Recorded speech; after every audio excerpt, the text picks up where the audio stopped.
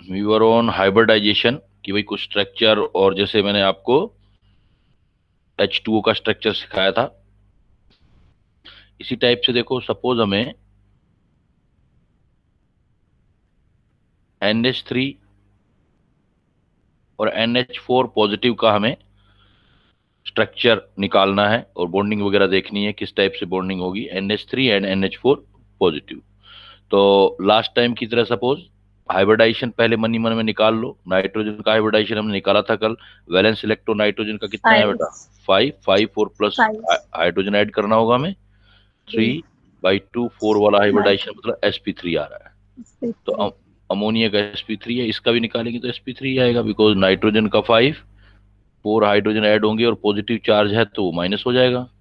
तो इसका हाइब्रिडाइजेशन भी दोनों का सेम रहता है, NH3 का भी और NH4 पॉजिटिव का भी। अब सपोज इसकी स्ट्रक्चर और बॉन्डिंग देखना चाहते हैं अपने, then we make the electronic configuration of nitrogen. We need atomic number of 7, तो then 1s2, 2s2 and 2p3।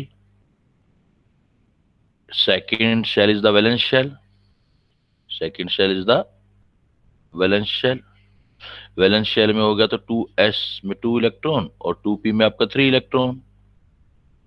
1 2 3। Now we need to make hybridization, and we know that hybridization is sp3, it means one s orbital and 3 p orbital are mixed together to give similar type of 4 orbital, and each orbital is now known as sp3 hybrid orbital।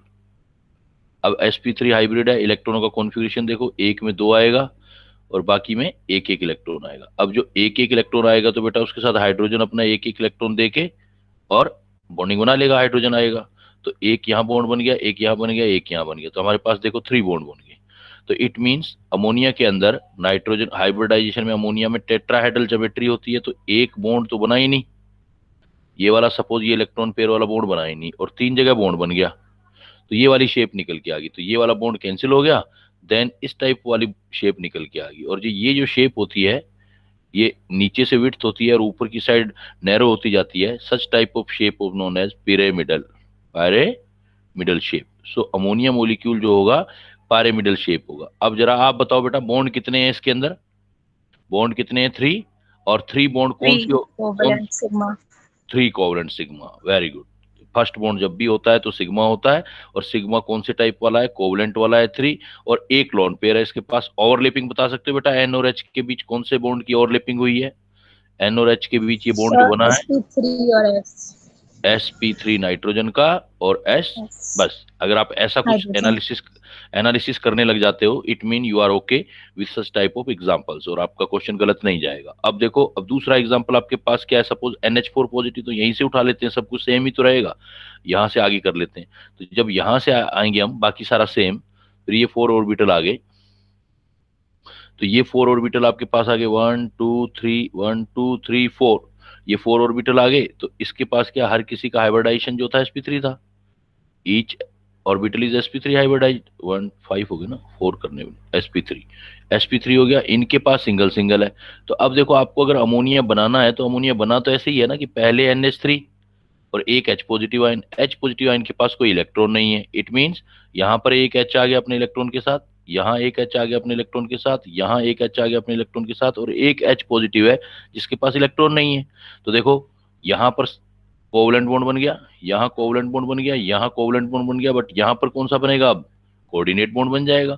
It means nitrogen के पास जो lone pair था वो उसने एक H को दे दिया। पहले ammonia तक तो ऐसा था, अब ये वाला इलेक्ट्रॉन कोऑर्डिनेट बॉन्ड बना के H को दे दिया, तो NH4 पॉजिटिव आयन बन गया आपके पास, NH4 पॉजिटिव आयन बन गया। हाइब्रिडाइजेशन sp3 रहा, बट शेप 4 के 4 बॉन्ड अगेन आ गए। Then such type of geometry is known as, ये परफेक्ट शेप है, परफेक्ट शेप को ज्योमेट्री भी बोलते हैं, that is the tetrahedral. Tetrahedral एक परफेक्ट शेप है, जब परफेक्ट शेप होती है तो टेट्राहेड्रल ज्योमेट्री बोल देते हैं उसको। अगर परफेक्ट नहीं होती है, एक आधा बोन टूटा होता है, लोन पेयर होता है, तो फिर ज्योमेट्री नहीं होती, फिर शेप्स होती हैं वो। तो NH4 पॉजिटिव। तो इससे ज्यादा देखो सर नाइट्रोजन आप बॉन्ड। हाँ बोलो, बोलो। सर हम्म। आपने बताया था कि कोऑर्डिनेट बॉन्ड पाई बॉन्ड बनाता है। नहीं, मैंने ये नहीं बोला था पाई बनाता है, मैंने कहा था कि सिग्मा भी बना सकता है, पाई भी बना सकता है। अगर पहला बॉन्ड बनेगा जब कभी भी, तो वो कोऑर्डिनेट सिग्मा होगा, और दूसरा कोऑर्डिनेट बॉन्ड बनेगा दो एटम के बीच, तो वो कोऑर्डिनेट बट पाई बनेगा। वो हमेशा अच्छा। फर्स्ट बॉन्ड जो हमेशा होगा दो एटम के बीच, चाहे वो कोवलेंट हो चाहे कोऑर्डिनेट हो, बट वो बॉन्ड कौन सा होगा? सिग्मा होगा। सिग्मा होगा। First bond okay sir. हमेशा सिग्मा। अगर दूसरा बनता यहाँ या सेकंड बनता और वो कोऑर्डिनेट होता तो पाई। तो कोऑर्डिनेट बॉन्ड भी सिग्मा भी हो सकता है, पाई भी हो सकता है। पहले बनेगा तो सिग्मा, सेकंड नंबर पे बनेगा तो पाई। क्लियर? अब पॉइंट ये है यस बेटा, सर। अब पॉइंट ये है कि अगर हमारे पास क्वेश्चन आ जाए मैक्सिमम, कल वाले क्वेश्चन की तरह, मैक्सिमम कोवेलेंसी ऑफ नाइट्रोजन, तो क्या आंसर देंगे? देखो, मैक्सिमम कोवेलेंसी ऑफ नाइट्रोजन, तो नाइट्रोजन देखो चार से ज्यादा बॉन्ड तो नहीं बना सकता ना। फोर। फोर, जिसमें से थ्री कोऑर्डिनेट हो गए, एक कोवलेंट हो गया। ऑक्सीजन की कोवेलेंसी थ्री थी, कल देखा था हमने, लेकिन नाइट्रोजन की मैक्सिमम कोवेलेंसी क्या है? फोर है हमारे पास। तो इससे हमें क्या रिजल्ट निकला? इससे हमारा ये रिजल्ट निकला, नोट लिखेंगे अब हम।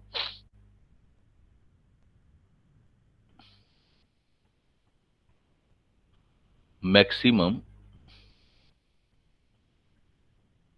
Covalency of nitrogen is four,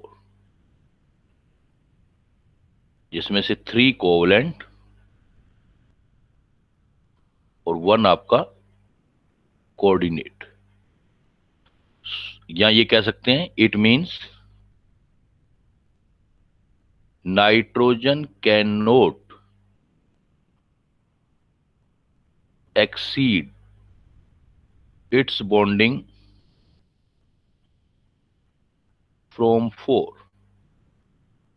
reason क्या होगा बेटा इसका? क्योंकि ये देखो आपका सेकंड पीरियड है, सेकंड पीरियड में आगे वैकेंट ऑर्बिटल ही नहीं है, तो इसलिए एक्सीड नहीं कर सकता। Can not exceed its bonding from four due to absence of vacant D orbital. आगे डी ऑर्बिटल नहीं है। लेकिन यही बात आप नाइट्रोजन की फैमिली में नीचे वाले मेंबर में देखोगे बेटा, उससे नीचे वाले मेंबर में देखो आप, अगर आप यही चीज देखोगे इससे नीचे वाले मेंबर में, जैसे example PCl5 gaseous covalent exist, कल वाली क्वेश्चन की तरह, बट NCl5 इज नॉट। क्या आंसर दोगे बेटा? रीजन क्या दोगे? Sir PCl5, D orbital. हाँ डी ऑर्बिटल, बिकॉज फास्फोरस में डी ऑर्बिटल प्रेजेंट है। बिकॉज ऊपर वाला आंसर आ जाएगा, यही वाला आंसर आ जाएगा, D, absence of D orbital. But इसमें तो एब्सेंस नहीं होगा, PCl5 में है तो। PCl5 में फास्फोरस है, फास्फोरस का देखो 15 एटॉमिक नंबर होता है, 1s2, 2s2, 2p6, then 3s2, 3p3। लेकिन थर्ड स्टार्ट हो गया तो डी भी तो आ जाएगा बेटा। 3s में टू इलेक्ट्रॉन, 3p में इलेक्ट्रॉन, और डी वैकेंट। अब क्या है इसमें हाइब्रिडाइजेशन, पहले ही सोच लो क्या आएगा। देखो H, फास्फोरस का वैलेंस इलेक्ट्रॉन 5 और 5 ये आ गया, बाई टू 5 वाला हाइब्रिडाइजेशन, मतलब आपको देना है sp3 डी हाइब्रिडाइजेशन। डी। एक S, तीन P, एक D उठा लो, और आप उससे शेप डिसाइड कर लो।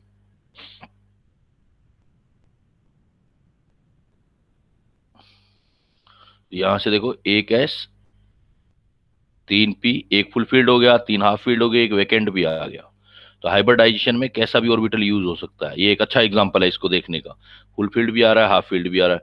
तो अब क्या होगा, पहले देखो अभी इसको मिक्सअप कर रहे हैं, तो मिक्सअप जैसे ही करेंगे तो ये हमारे पास आ जाएगा sp3 डी हाइब्रिडाइजेशन, और 5 एक जैसे डी ऑर्बिटल यूज होंगे, 1 2 3 4 5। अब ये इलेक्ट्रॉन क्या, in presence of electronegative atom है chlorine, in presence of high electronegative chlorine, phosphorus get excited, तो इसका इलेक्ट्रॉन एक्साइट होकर आगे चला जाएगा, तो सब जगह एक एक इलेक्ट्रॉन हो जाएगा। अब एक एक इलेक्ट्रॉन हो जाएगा तो हर जगह एक एक क्लोरीन आ जाएगा अपना एक बॉन्ड बनाने के लिए, अपना एक एक इलेक्ट्रॉन देके क्लोरीन बॉन्ड बना लेगा। सिग्मा बॉन्ड बन जाएंगे 5 आपके पास। तो PCl5 में 3Cl, 3 परफेक्ट बॉन्ड ऐसे आगे ट्राइंगल में, एक अबोव द प्लेन आ जाएगा Cl और एक बिलो द प्लेन आ जाएगा। ये भी एक परफेक्ट जो है 5 बॉन्ड वाली परफेक्ट शेप है, कोई लोन पेयर नहीं है, तो इसको भी ज्योमेट्री बोल सकते हो। इसको बोलते हैं trigonal bipyramidal, trigonal bipyramidal shape, trigonal bipyramidal TBP। ये ज्योमेट्री है, शेप बोल दो, परफेक्ट है तो ज्योमेट्री बोल सकते हो। तो ये आपकी इसकी PCl5 आ सकती है। बट ये इसलिए हुआ बिकॉज इसके अंदर वैकेंट डी ऑर्बिटल था। अगर वैकेंट डी ऑर्बिटल नहीं होता फास्फोरस में तो ये नहीं बन सकता था। इसी टाइप से अगर मैं ये बोल दूं आपको, यहाँ पर एक चीज और लिख दूं कि PCl5 तो एग्जिस्ट होता है but PH5 is not exist, ये क्या आंसर बताओगे बेटा? कल की क्लास से आंसर निकालो इसका। सर हाइड्रोजन इतना एक्साइट नहीं कर पाएगा कि डी ऑर्बिटल तक ले जाए इलेक्ट्रॉन को। हाँ, बिकॉज H जो है लेस तो इलेक्ट्रोनेगेटिव है, इलेक्ट्रोनेगेटिव नहीं है। लेस इलेक्ट्रोनेगेटिव है, due to less electronegative hydrogen, no excitation, no excitation. तो एक्साइटेशन नहीं हो पाएगा तो ज्यादा इलेक्ट्रॉन नहीं बन पाएंगे। तो ये हम इस टाइप से इसमें कर सकते हैं हम। फिर देखो, अब हमारे पास यहीं पर एग्जांपल आता है, यहाँ एक इंपोर्ट नॉलेज क्लाउड देता हूं मैं। PCl5 काफी इंपोर्टेंट है। तो एक होता है गैसियस PCl5। अगर मैं PCl5 की बात करूं, PCl5 में कुछ नहीं लिखूं तो ये दो टाइप का होगा PCl5। एक होता है कोवलेंट गैसियस PCl5, मतलब ऐसे लिखा होता है। और एक होता है आयनिक सॉलिड PCl5, मतलब PCl5 सॉलिड लिखा होता है। एक्चुअल में आयनिक जो PCl5 सॉलिड है वो ऐसा नहीं है, वो ऐसा है PCl6 negative, PCl4 positive, PCl4 positive and PCl6 negative. तो अब आप हाइब्रिडाइजेशन निकालोगे, देखो अगर PCl5 गैसियस होगा, कोवलेंट गैसियस होगा तो अलग हाइब्रिडाइजेशन आएगा, जो ऊपर पढ़ा आपने अभी। तो यहाँ हाइब्रिडाइजेशन निकालोगे तो आएगा आपका बेटा sp3d। लेकिन अगर आप सॉलिड निकालोगे तो कैटायन और एनायन है, एक आपका कैटायनिक होगा पार्ट, एक इसका आपका एनायनिक पार्ट होगा। तो कैटायनिक और एनायनिक पार्ट में कैटायन वाले का हाइब्रिडाइजेशन आएगा sp3 और एनायनिक वाले पार्ट आएगा इसका sp3d2। ये प्रैक्टिकल रिजल्ट्स हैं। तो PCl5 अगर आपका क्वेश्चन आ जाए what is the hybridization of PCl5, तो मतलब ये वाली बात होगी। उसने क्लियर नहीं किया कि PCl5 गैसियस है या आयनिक है, तो सारे हाइब्रिडाइजेशन दोगे आंसर। तो आंसर दोगे sp3b, sp3db और sp3d2b। स्पेसिफाई करोगे if PCl5 is present as gaseous molecule then its hybridization is sp3d, जो अभी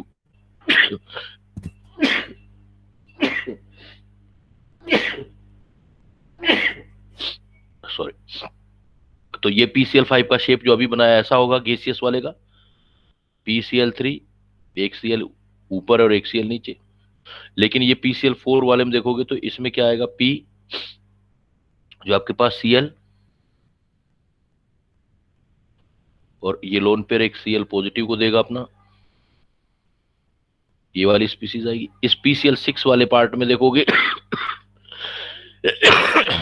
इधर देखोगे तो 6 बॉन्ड बनेंगे, एक Cl नेगेटिव होगा तो कोऑर्डिनेट का डायरेक्शन उल्टा हो जाएगा। ये Cl नॉर्मल कोवलेंट, एक वो नेगेटिव वाला अपना लोन पेयर इलेक्ट्रॉन देके बनाएगा, तो ये PCl6 नेगेटिव आ जाएगा। तो अब देखो, अगर प्रॉब्लम देखो कितना अंतर आता है, डिफरेंस आता है क्वेश्चन में। अगर यही वाला क्वेश्चन ये आ जाता कि maximum covalency of phosphorus, maximum covalency of phosphorus with chlorine, क्या आंसर दोगे बेटा? देखो एग्जांपल देख के बताओ, ज्यादा से ज्यादा कितने बॉन्ड बना सकता है फास्फोरस क्लोरीन के साथ? मैक्सिमम बॉन्डिंग देखो कितनी बन रही है, देख के सर बताओ बेटा। 10। बॉन्ड तो 10 नहीं बन रही बेटा, एक एक का देखा जाता है ना, एक फास्फोरस का। सर 6। अच्छा एक 6, हाँ। फास्फोरस कितने बॉन्ड में? तो 6 आंसर दोगे आप, क्योंकि ये वाली स्पीसीज देखो 6 बॉन्ड बना रही है। तो maximum covalency of phosphorus with chlorine आ जाएगा, तो आपका आंसर 6 आ जाएगा। अगर PCl5 की जगह आपने PBr5 ले लिया बेटा, PCl5 की जगह PBr5 ले लिया, तो PBr5 में भी वही है कि अगर आपका PBr5 गैसियस हुआ तब तो कोई प्रॉब्लम नहीं, जैसे ऊपर वाला हाइब्रिडाइजेशन है वैसा ही आएगा, sp3d हाइब्रिडाइजेशन आ जाएगा, पेंट TBP ज्योमेट्री हो जाएगी, ट्राइगोनल बाइपिरामिडल। बट अगर ये आपका PBr5 जो है ये सॉलिड आ गया, तो सॉलिड में ये ऐसे एग्जिस्ट करेगा, PBr4 positive plus Br negative, क्योंकि ब्रोमीन क्लोरीन से बड़े साइज के होते हैं तो 5 से ज्यादा एडजस्ट नहीं हो सकते फास्फोरस के सराउंडिंग, तो PBr6 नहीं बनेगा, PBr4 पॉजिटिव और Br नेगेटिव, मतलब यहां पर हाइब्रिडाइजेशन इसका sp3 आएगा। तो अगर PBr3 एग्जाम में आ जाता है, then your answer of hybridization is sp3 and sp3d, which depends upon covalent और आयनिक मोलिक्यूल। ये आयनिक है, सॉलिड वाला आयनिक, और ऊपर वाला जो होता है वो कोवलेंट है। Then you can see your answer will be changed in the case, in the depend upon the case. Now if we say what is the maximum covalency of phosphorus, maximum covalency of phosphorus with bromine, तो answer क्या आएगा देखो, with bromine, phosphorus की covalency with bromine, maximum covalency of phosphorus with bromine, क्या answer आएगा देखो बेटा, maximum कितने बॉन्ड ब्रोमीन के साथ बना सकता है? सर 5। 5 5 6 नहीं है बेटा, कहीं भी 6 नहीं है, ब्रोमीन के साथ 6 नहीं है, देखो 5 है, 5 मैक्सिमम 5। तो हर एक क्वेश्चन के साथ चेंज हो रहा है, इसलिए हम ऐसा नहीं सोचें कि भाई एक एक ही बस एक चीज रट लें तो हो जाएगा। यही केस अगर मैं आपको ये दे दूं, maximum covalency of phosphorus with H, मतलब आपको कंपाउंड्स के नॉलेज होने चाहिए। मैक्सिमम, फिर मैंने चेंज कर दिया क्वेश्चन, देखो मैक्सिमम, मैक्सिमम कोवेलेंसी, ये सब जगह काम आएगा आपको, P ब्लॉक D ब्लॉक जब करोगे ना, maximum covalency of phosphorus with hydrogen पूछ लूं बेटा, क्या आंसर होगा? विद हाइड्रोजन, हाइड्रोजन के साथ फास्फोरस और नाइट्रोजन का सेम कोवेलेंसी आएगा, आंसर आ जाएगा 4। एग्जांपल है PH4 पॉजिटिव आयन। तो आप देखो तीनों के साथ अलग अलग आंसर आया। अगर एग्जाम में आ जाए maximum covalency of phosphorus with hydrogen, तो क्या आंसर दोगे बेटा? 4। अगर आ जाए 4। Maximum covalency of phosphorus with bromine, तो क्या आंसर दोगे? 5। 5। Maximum covalency of phosphorus with आ जाए क्लोरीन, तो क्या आंसर दोगे? 6। 6। और बिल्कुल जर्नल आ जाए कि हाइड्रोजन क्लोरीन क्लोरीन नहीं बोले, तो फिर मैक्सिमम 6 ही बताना है, सीधा आ जाए मैक्सिमम कोवेलेंसी ऑफ फास्फोरस, मतलब फास्फोरस कितने बॉन्ड बना सकता है मैक्सिमम, देन आंसर क्या आ जाएगा आपका? 6 आ जाएगा। Clear?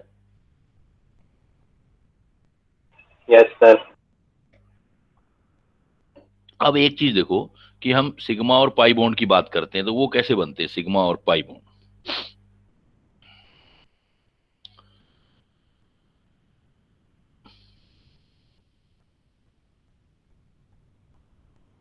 Formation of sigma and pi, ये pi bond according to VBT के अकॉर्डिंग देख रहे हैं सिग्मा और पाई बॉन्ड। तो देखो बेटा, कोई भी जो एक्सिस है, दो एटम होंगे तो उसके लिए 3 एक्सिस होते हैं। सपोज मेरे पास 3p ऑर्बिटल है, px py pz, तो सपोज मेरे पास एक ऑर्बिटल है कोई भी p, ये इस एक्सिस को z एक्सिस मान लेते हैं, ये z एक्सिस है। एक ऑर्बिटल है मेरे पास बिल्कुल इसके परपेंडिकुलर, दूसरा ऑर्बिटल है सपोज, ये सब कोई भी मान लो, सपोज y एक्सिस मान लिया आपने, ये ऐसे y एक्सिस, ये एक पी ऑर्बिटल हो गया। अब ये दोनों आपस में परपेंडिकुलर है, 90 डिग्री के एंगल पर है। अब एक जो होगा इन दोनों के साथ ही 90 डिग्री एंगल पर होगा, मतलब ऐसे होगा जैसे यहां पर पेन रख लूं मैं, इस पेन को रखूंगा तो ये ऊपर की ओर उठा होगा पेन मेरी साइड, और आधा जो है पीछे की साइड निकला होगा। तो इस टाइप को हम दिखाना चाहते हैं, तो हम सपोज ऐसे कर देते हैं, ये तीसरे वाला ऑर्बिटल, ये तीसरे वाला जो है ये भी 90 डिग्री का ही है, लेकिन यहां नहीं दिखाई दे रहा हमें, ये अबोव द प्लेन और बिलो द प्लेन वाली साइड होगी। और ये सपोज ले लिया हमने, कह दिया कि जेड एक्सिस है, ये हो गया ना जेड एक्स एक्सिस। तो 3 एक्सिस में टोटल बॉन्ड होते हैं। अगर दो एटम आमने सामने आ जाएं, तो जैसे आमने सामने आ गए, सपोज ये भी आ गया, इसका भी जेड एक्सिस,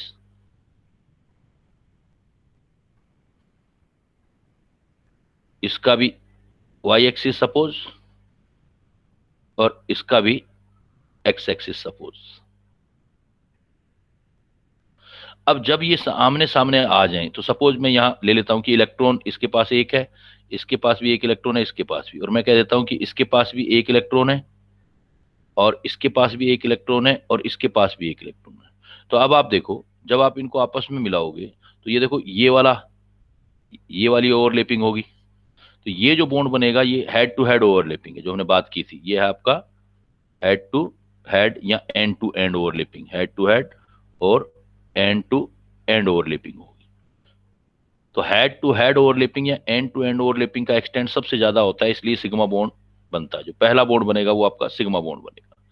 अब दूसरा पॉइंट ये है कि अगर ये साइड टू साइड ओवरलैप हुआ, जैसे ये वाला इस वाले के साथ, ये साइड टू साइड ओवरलैप हो गया, इस वाला इसके साथ, तो ये एक पाई बॉन्ड बन गया।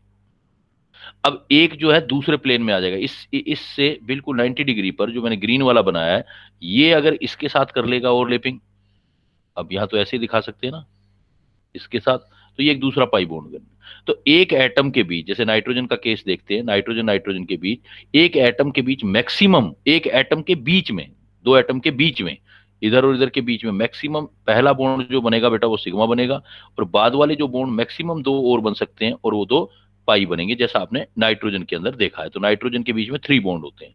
तो ये जो बनते हैं, जो पाई बॉन्ड बनते हैं, ये हमेशा साइड टू साइड ओवरलैप से बनते हैं, साइड टू साइड ओवरलैप, जो लास्ट टाइम भी मैंने आपको बताया। तो इस टाइप से सिग्मा और पाई बनते हैं। तो पहले सिग्मा बनता है और फिर पाई बनता है। हाँ, जब एक सिग्मा और पाई बन जाएगा, तो ये जो होगा, ये सिग्मा स्ट्रॉन्ग होगा क्योंकि इफेक्टिव ओवरलैप है, एज कंपेयर टू पाई। पाई जो होगा आपका, एज कंपेयर टू जो पाई बॉन्ड है, उस वो जो होगा पाई, वो वीक होगा। तो सिग्मा से पाई वीक होता है। बट एक चीज ध्यान रखनी है, सिग्मा से पाई वीक है, लेकिन डबल बॉन्ड सिंगल बॉन्ड से ज्यादा स्ट्रॉन्ग होगा। वर्डिंग पर ध्यान देना है। जैसे मैंने ऐसे बोला, नॉट, मैंने क्या कहा, sigma bond is stronger than pi bond, but double bond is stronger than single bond. ऐसा क्यों बेटा, बता सकते हो? सपोज मेरे पास एक एल्केन है, एल्केन में कार्बन कार्बन बॉन्ड है, एल्केन, और एक एल्कीन है, कार्बन डबल बॉन्ड कार्बन है।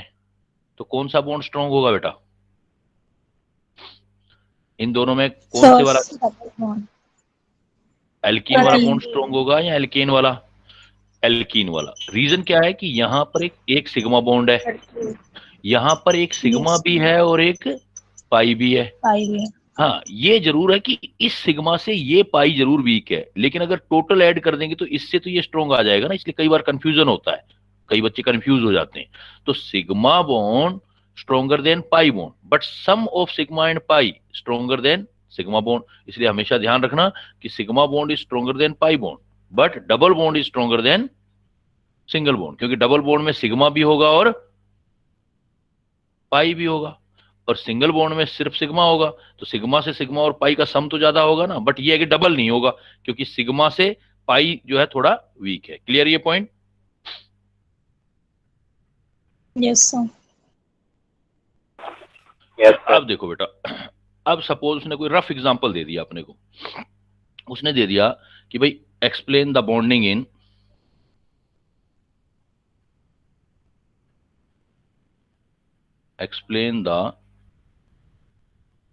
Bonding in SO3 molecule. Exam में ये प्रॉब्लम आ गया कि बॉन्डिंग बतानी है अपने को। तो आप you need, first of all you need to check the hybridization. पहले जब भी मोलिक्यूल के ऐसे क्वेश्चन आ जाए तो मन ही मन में हाइब्रिडाइजेशन निकाल लो बेटा। हाइब्रिडाइजेशन निकालोगे देखो कितना आएगा सल्फर का, S, वैलेंस इलेक्ट्रॉन 6 कितने आ प्लस जाएंगे 6, बस नहीं। प्लस कुछ नहीं देना, प्लस ऑक्सीजन तो ऐड करना नहीं है, पॉजिटिव हाँ नेगेटिव भी यस नहीं है, सर। बाई टू, 6/2 का मतलब कितना आ गया 3, 3 का मतलब हाइब्रिडाइजेशन 3 निकल आया एस। अपना sp2। ये मन में रख लिया आपने। अब सेंट्रल एटम उठाओ सल्फर, सल्फर का एटॉमिक नंबर लिखो, देखो सल्फर का एटॉमिक नंबर कितना है हमारा 16, 1s2, 2s2, 2p6, 3s2 और 3p कितना आ जाएगा 4। सल्फर का कितना 16 ही होता है ना, तो कितना होगा 2 2 4 और 10 12 और 4 16, देखो 16। यस अब वैलेंस सेल आ गया तो 3d भी तो है लेकिन वैकेंट है, थर्ड स्टार्ट हो गया। ये चीज हमेशा ध्यान रखा करो। तो आपका वैलेंस सेल जो हो गया वो थर्ड वाला हो गया इसमें, valence shell is third shell. अब थर्ड सेल वैलेंस है, इवन 3d भी प्रेजेंट है and 3d is vacant. Now what do we do, तो आप ओपन द इलेक्ट्रॉनिक स्ट्रक्चर।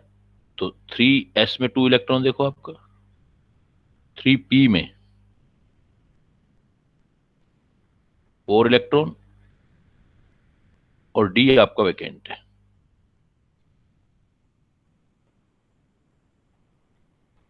अब क्या है कि ऑक्सीजन भी हाई इलेक्ट्रोनेगेटिव एटम है, तो सल्फर गेट,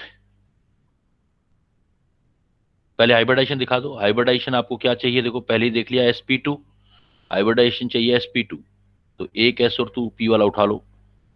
हाइब्रिडाइजेशन हमें चाहिए sp2, तो 3 ऑर्बिटल तो sp2 बना लो, एक s उठेगा 2 p उठेंगे, 3 sp2 कर लिए। ये भी sp2, ये भी sp2, ये भी sp2, एक प्योर p रह गया, इधर रह गया ये वाला, ये प्योर p ऑर्बिटल, बाकी प्योर d रह गया आपके, प्योर d आ गया। और इसमें क्या है कि sulphur get excited in presence of high electronegative oxygen, high electronegative oxygen में आ गया। अब हाई इलेक्ट्रोनेगेटिव ऑक्सीजन में ये गेट हो गया एक्साइटेड, तो इलेक्ट्रॉन एक्साइट करके जो जो है आगे दे दो आप, तो 1 2 3, 2 एक्साइट होके आगे और चले जाएंगे 4 और 5। अब आप अपने ऑक्सीजन रखना स्टार्ट करो, देखो बेटा ऑक्सीजन रखो इसमें। तो ऑक्सीजन आप रखोगे तो ऑक्सीजन जो आपके हैं वो टोटल 3 है ऑक्सीजन, देखो ऑक्सीजन 3। अब मैं ऑक्सीजन रख रहा हूं देखो, और आपको अंदाजा हो जाएगा कि देखो कितनी इजीली आप सारी बॉन्डिंग एक्सप्लेन कर पाओगे। अब अगर मैं ऑक्सीजन का अलग से एटॉमिक नंबर देखूं मैं ऑक्सीजन का, तो oxygen have 2 unpaired electron, oxygen has 2 unpaired electron. कैसे, ऑक्सीजन का एटॉमिक नंबर 8 होता है, 1s2, 2s2 और 2p4, तो उसका वैलेंस शेल ये रहा। तो 2s के पास 2 इलेक्ट्रॉन और p के पास 4 इलेक्ट्रॉन, तो 1 2 3 4, तो देखो 2 अनपेड इलेक्ट्रॉन है। तो हर एक ऑक्सीजन के पास 2 2 अनपेड इलेक्ट्रॉन है, हर एक ऑक्सीजन के पास हमारे पास 2 2 अनपेड इलेक्ट्रॉन, मैंने ऐसे लिख दिए।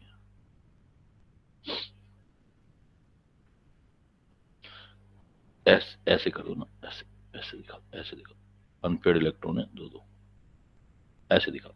तो अब देखो एक oxygen sp2, sp2 hybrid orbital है ना बेटा, ध्यान देना। अब sp2 कैसा ऑर्बिटल है, हाइब्रिड। तो हाइब्रिड ऑर्बिटल है, तो हाइब्रिड ऑर्बिटल के साथ एक सिग्मा बॉन्ड बना लेगा ये भी अपने हाइब्रिड ऑर्बिटल के साथ एक सिग्मा बॉन्ड बना लेगा, ये भी हाइब्रिड ऑर्बिटल के साथ एक सिग्मा बना लेगा। अब क्या है कि एक ऑक्सीजन आपका एक बॉन्ड बना चुका है और दूसरा बॉन्ड बनाना चाहता है, तो ये इसके साथ जाएगा। ये जो दूसरा बॉन्ड बनाना चाहता है जो इसके साथ जा रहा है, ये वाला बॉन्ड आप देख रहे हो ये इसके साथ जा रहा है, तो एक एटम का पहला सिग्मा तो दूसरा पाई बनेगा। इधर वाले का भी देखो, ये भी जा रहा है, ये भी पाई बनेगा, 3 4 5, 1 2 3 4 6 थे, एक इलेक्ट्रॉन और देना हमें, 6 थे। और इसका भी देखो एक सिग्मा बन गया, तो दूसरा जो रहेगा पाई बना देगा। अब देखो ईच ऑक्सीजन एटम का एक सिग्मा बॉन्ड बन रहा है, एक पाई बन रहा है, एक सिग्मा बन रहा है, एक पाई बन रहा है। तो इसलिए आपका सल्फर का स्ट्रक्चर बनाओ, देखो सल्फर, इसका मतलब सल्फर के सिग्मा बॉन्ड तो 3 बन रहे हैं ना, ये 3, इसने स्केलेटन बना दिया, सिग्मा ऑक्सीजन के साथ 3 बॉन्ड बना रहा है सिग्मा वाले। तो ये सिग्मा बन गया, ये सिग्मा बन गया, ये सिग्मा बन गया। फिर हर एक ऑक्सीजन क्या बना रहा है, एक पाई बॉन्ड बना रहा है।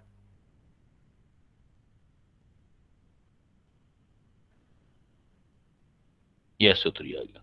सपोज अब पाई देखो, इस वाले पाई बॉन्ड को जो मैंने यहां पर टिक कर रहा हूं मैं, इस वाले पाई बॉन्ड को, इस वाले को कौन कौन से ऑर्बिटल बना रहे हैं देखो।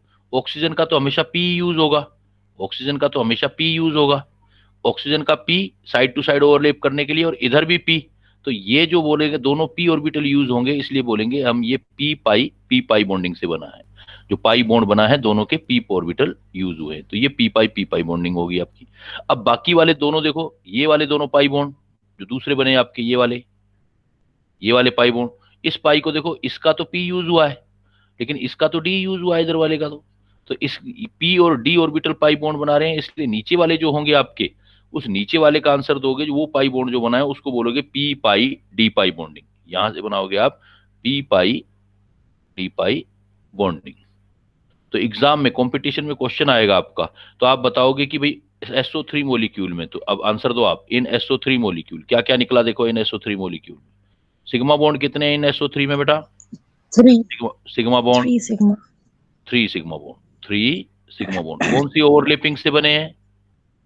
ओवरलैपिंग बताओ। sp2 s sp2 S नहीं, ऑक्सीजन का S यूज नहीं हुआ है देखो, p p P p use p है अनपेड इलेक्ट्रॉन P में, तो आप बोलोगे हाँ यस sp2 P ओवरलैपिंग।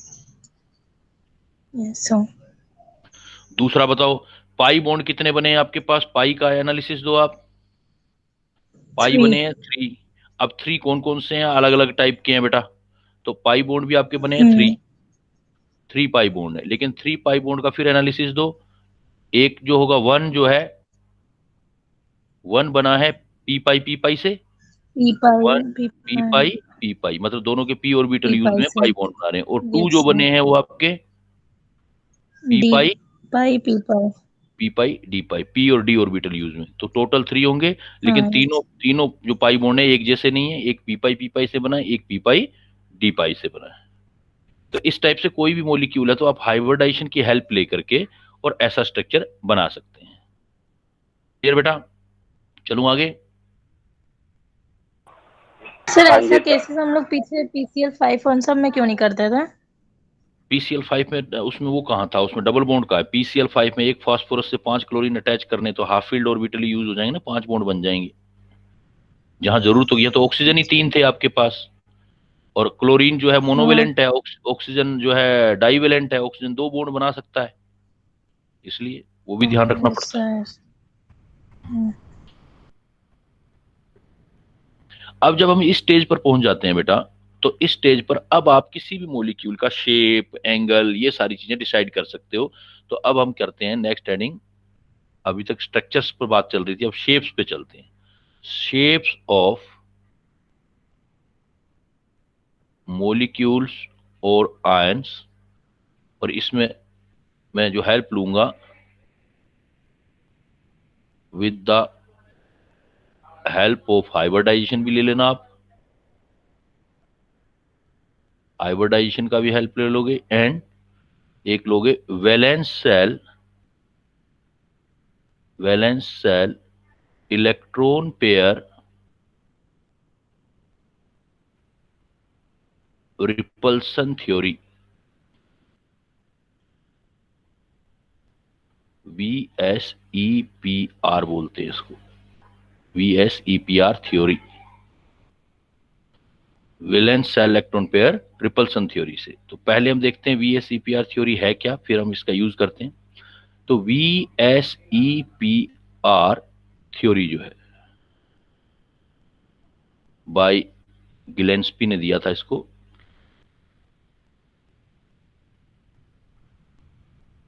गिलेंस्पी, तो गिलेंस्पी ने इसको दिया था। तो VS देखो नाम से पता चल रहा है, valence shell electron pair repulsion. जो भी सेंट्रल एटम होता है उसके वैलेंस शेल के जो इलेक्ट्रॉन पेयर होते हैं, इलेक्ट्रॉन पेयर 2 टाइप के होते हैं, लोन पेयर और बॉन्ड पेयर। तो वैलेंस शेल के इलेक्ट्रॉन पेयर एक दूसरे को रिपेल करके ऐसे अरेंज होते हैं कि बस उनके अंदर जो रिपल्सन मिनिमम हो जाए, और जिससे एक स्टेबिलिटी आ जाए सिस्टम में। तो इसके according electron pair, electron pair दोनों टाइप का, बॉन्ड बनाने वाले को बॉन्ड पेयर बोलेंगे हम, बॉन्ड पेयर, जो बॉन्ड नहीं बनाएगा उसको बोलेंगे loan pair.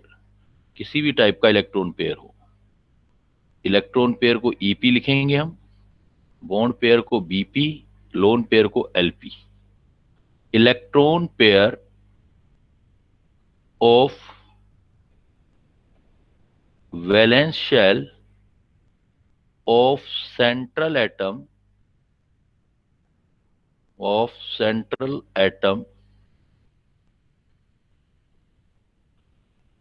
are arranged in such a way that system experience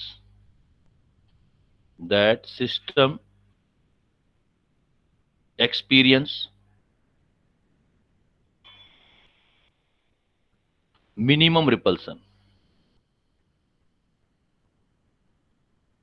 मतलब इलेक्ट्रॉन पेयर एक दूसरे से दूर दूर अरेंज हो जाने चाहिए जिससे मिनिमम रिपल्सन आ जाए। एक्सपीरियंस मिनिमम रिपल्सन होगा, that give maximum stability, that gives maximum stability. कहता है कि जितने भी इलेक्ट्रॉन पेयर हैं, चाहे वो बॉन्ड पेयर हों चाहे लोन पेयर हों, जो वैलेंस शेल के सराउंडिंग होते हैं सेंट्रल एटम के, वो कैसे अरेंज होने चाहिए? Arrange in A such A way that system experience minimum repulsion, और मिनिमम रिपल्सन हो जाएगा तो दैट गिव मैक्सिमम स्टेबिलिटी। अब इस केसेस में आपके पास दो चीजें हो सकती हैं बेटा। एक चीज ये हो सकती है कि सिर्फ आपके पास बॉन्ड पेयर हो, या सिर्फ आपके बॉन्ड पेयर के साथ साथ आपके पास लोन पेयर हो। तो यहां पर increasing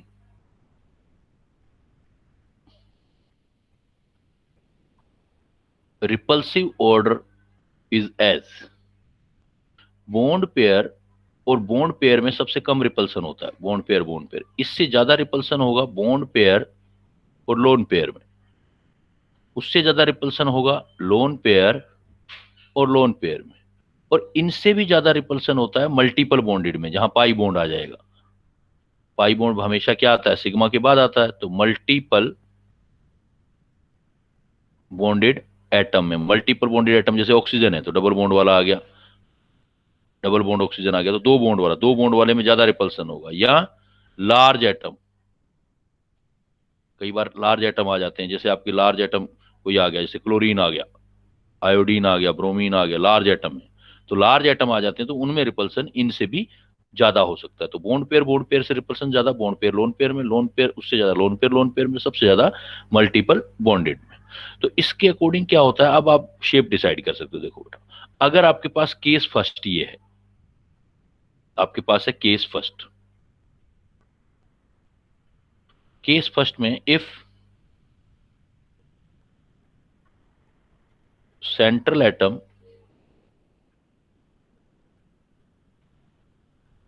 only contain bond pair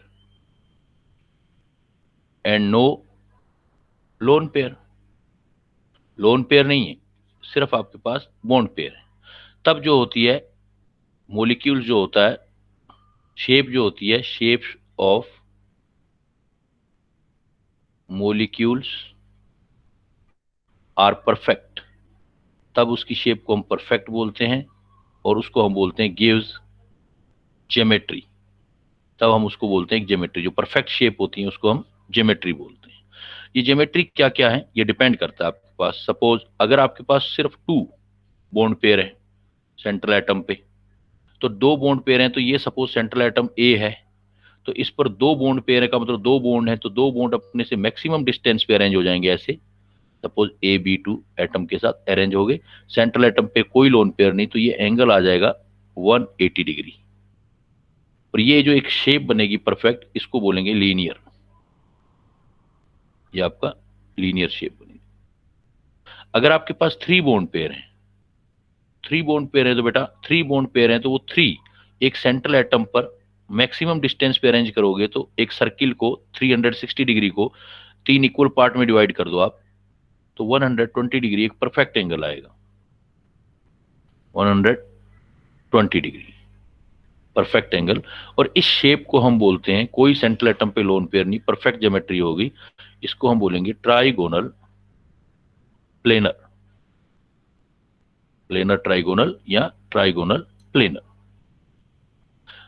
अगर बेटा हम इसको 4 बॉन्ड पेयर आ जाए हमारे पास, ऐसे एग्जांपल आ जाए जिसमें हमारे पास 4 बॉन्ड पेयर हो, 4, तो अब चारों बॉन्ड को मैक्सिमम डिस्टेंस पे रखने के लिए लास्ट क्लास में मैंने बताया था, अब मुझे प्लेन, 2 बॉन्ड प्लेन में रखने पड़ेंगे। जैसे ये सपोज मैंने प्लेन में रख दिए और इनके बीच एंगल देना पड़ेगा 109 डिग्री 28 मिनट, और एक मुझे रिपल्सन कम करने के लिए एंगल अबो द प्लेन करना पड़ेगा, एक बिलो द। सपोज ये डैश डैश का मतलब हो गया बिलो, जहां आप देख रहे हो उसके अपोजिट साइड, और ये आपकी ही साइड, आपकी आंखों की साइड ऊपर उठा हुआ बॉन्ड, ये अबो हो गया। जो इस तरीके से होता है वो अबो, और ये बिलो, और ये सब के बीच एंगल हमने लास्ट क्लास में किया था, angle only of 109 degree 28 minute is present in this shape, and if there are 4 bond are complete then this geometry is known as, इसको बोलते हैं हम टेट्राहेड्रल। टेट्राहेड्रल है, लेकिन ये दो ऊपर वाले दोनों प्लेनर हैं, ऊपर वाली दोनों शेप प्लेनर हैं, मतलब एक ही प्लेन के अंदर है प्लेनर। पहली वाली लीनियर है, दूसरी वाली प्लेनर है, हैं दोनों। लीनियर जो होता है वो प्लेनर होता है, लेकिन टेट्राहेड्रल जो होता है वो प्लेनर नहीं है, नॉन प्लेनर मॉलिक्यूल होगा हमेशा, क्योंकि बॉन्ड ऊपर नीचे भी उठे हुए हैं, इसमें नॉन प्लेनर है ये शेप। एक ही प्लेन में सारे के सारे बॉन्ड नहीं। अगर बेटा अब आपका आ जाए 5 वाला, अब आप ये देखो कि अगर आपके पास 5 बॉन्ड आ जाए, परफेक्ट बॉन्ड आ जाए, और 5, तो 5 परफेक्ट बॉन्ड भी जो उठेंगे आपके, वो बिल्कुल ऐसे होंगे जैसे आप पंखा देखो, अपने जिस रूम में पढ़ रहे हो उस पंखे को रियलाइज करो, और पंखा चल नहीं रहा हो, बंद पंखे को देखो, तो उसके 3 ब्लेड होंगे। तो जो 3 ब्लेड होंगे, वो 3 ब्लेड का मतलब 3 बॉन्ड आ गए, और उन 3 ब्लेड के बीच जो एंगल होगा बेटा 120 डिग्री का एंगल होगा हर एक किसी के बीच में। अब 3 ब्लेड, जो पंखा लगा हुआ है ऊपर एक एक्सिल लगा हुआ है, तो ये समझ लो कि आपका ऊपर एक्सिल है। तो ये बॉन्ड देखो, बताओ कितने डिग्री का एंगल बनाएगा बेटा नीचे वालों के साथ, जो ऊपर वाला एक्सिल होता है नीचे वाले ब्लेड के साथ कितने डिग्री का एंगल बताएगा, रियलाइज करो, डायग्राम मत देखो, रियलाइज करो पंखे से। पंखे का एक्सिल पंखे के ब्लेड के साथ 90 डिग्री बनना चाहिए। 90 डिग्री बनाएगा, वेरी गुड, 90 डिग्री। तो कितने 90 डिग्री बन जाएंगे बेटा, ऊपर वाला तीनों के साथ बनने चाहिए। बनना चाहिए, हाँ, बिल्कुल 3 बनेगा। बनाएंगे। हाँ, रियलाइज करो, ऊपर वाला दिखेगा नहीं, यहाँ देखो कॉपी में नहीं दिख रहा है, लेकिन एक्चुअल में ये और ये भी 90 डिग्री होगा। पंखे में देखो आप, ब्लेड का ऊपर वाले एक्सिल के साथ 90 डिग्री, तो ये एंगल जो होते हैं यहाँ पर ये 90 डिग्री होते हैं। ऐसा ही एक्सिल नीचे की ऊपर की साइड और नीचे की साइड निकला होगा, तो ये भी तो 3 बॉन्ड बनाएगा 90 डिग्री के सबके साथ। ये भी कितने डिग्री के बनाएगा, 90 डिग्री। अगर एक्सिल ऊपर निकला हुआ है और उसका कुछ हिस्सा रियलाइज करो कि नीचे भी निकला हो, तो नीचे जो निकला होगा एक्सिल, तो इन बॉन्ड को हम बोलते हैं एक्सियल बॉन्ड, क्योंकि एक्सिल से बने हैं, ये एक्सियल बॉन्ड होते हैं। और जो इधर ये वाले बॉन्ड हैं, जो इधर वाले, इनको बोलते हैं इक्वेटोरियल बॉन्ड। और ये जो आपकी एक परफेक्ट शेप बनी, इस टाइप की शेप, ये देखो ऐसे शेप बन गई, ये भी क्या है, नॉन प्लेनर है, क्योंकि अबो और बिलो नीचे आ रहा है। इस टाइप की शेप को परफेक्ट को बोलते हैं ट्राइगोनल बाई पिरामिडल,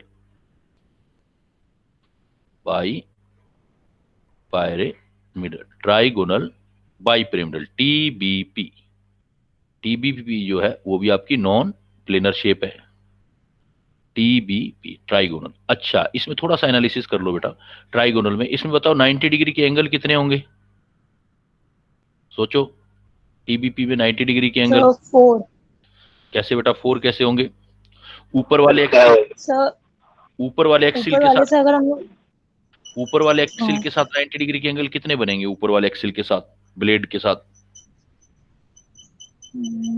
इसके 2 इसके बन, हाँ 3 हो। इसके साथ नीचे जो ब्लेड ऊपर है, वाले के हिसाब से 2 बन जाए। 2 कैसे बनेंगे बेटा, ऊपर वाले पंखे के साथ देखो ना, ऊपर एक्सिल देखो, पंखे का, मेरी बात सुनो पहले, जल्दबाजी मत करो। पंखे का एक्सिल रियलाइज करो, पंखे का एक्सिल और तीनों ब्लेड सोचो। अब पंखे का एक्सिल नीचे वाले ब्लेडों के साथ 90 डिग्री के एंगल बना रहा है, तो कितने एंगल बन रहे हैं उनके साथ, 3 हर बन एक रहे हैं। 3 बन रहे हैं ना, 2 या 1 क्यों कह रहे हो, हाँ, yes। हर एक ब्लेड के साथ ऊपर वाला बनाएगा, हर एक ब्लेड के साथ 3 ब्लेड है तो 90 आ गए, नीचे वाला भी तो 3 बनाएगा, हर एक ब्लेड के साथ ये बनाएगा, तो नीचे वाला भी जो होगा हाँ, ये भी तो तीनों ब्लेड के साथ 90 डिग्री के एंगल बनाएगा।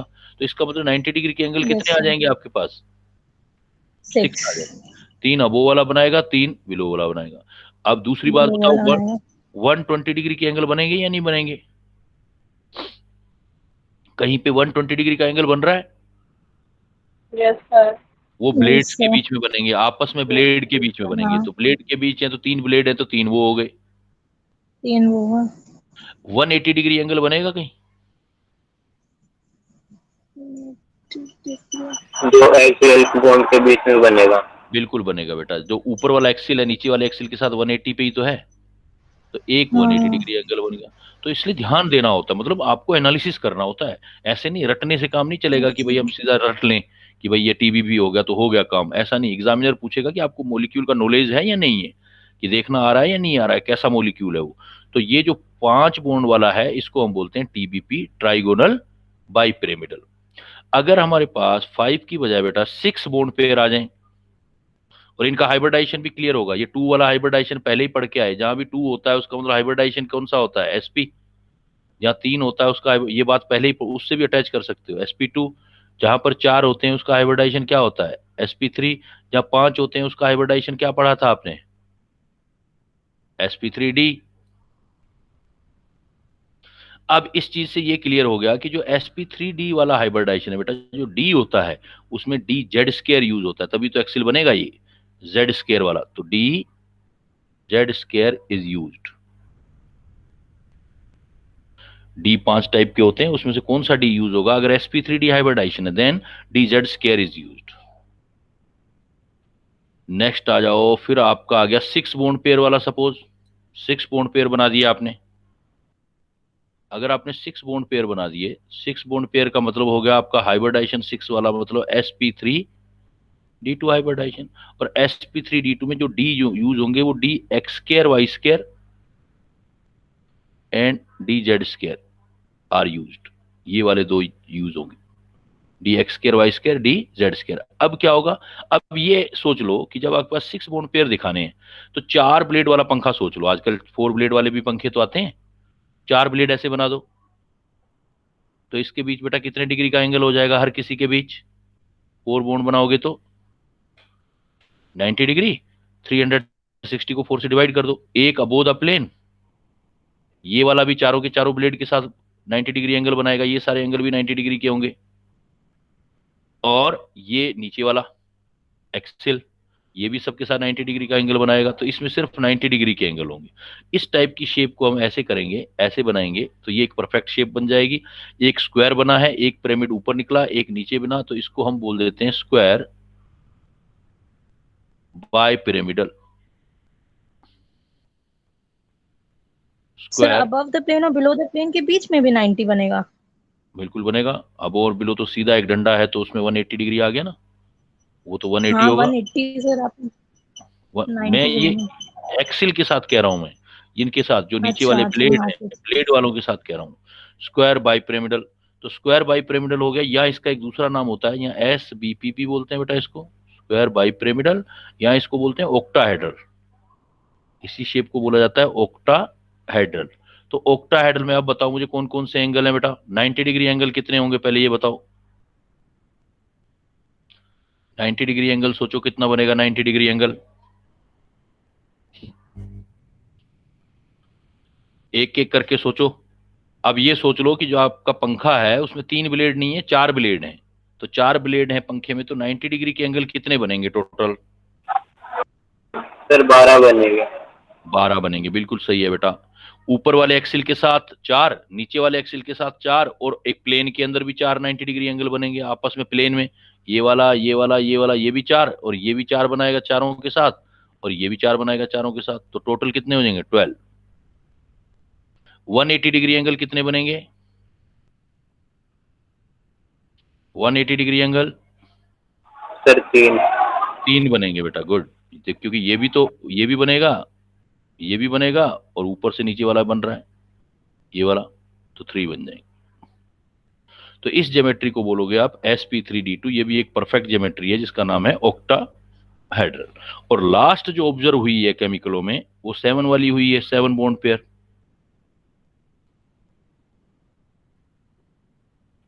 अगर हम 7 बॉन्ड पेयर लेते हैं,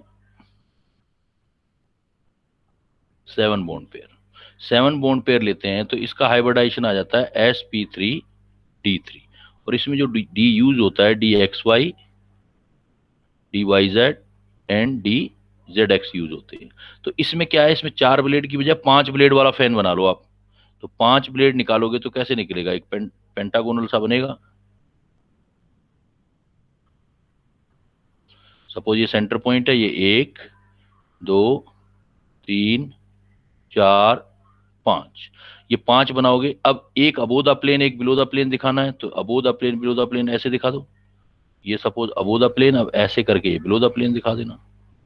तो ये जो एंगल होगी अब 5 है, और इसका ये एंगल जो होगा 72 डिग्री आ जाएगा। 360 को 5 से डिवाइड करो, और ये वापस वही ये 90 डिग्री वाले एंगल आ जाएंगे, और एक्सिल के बीच ये वाला 180 डिग्री एंगल आ जाएगा आपका।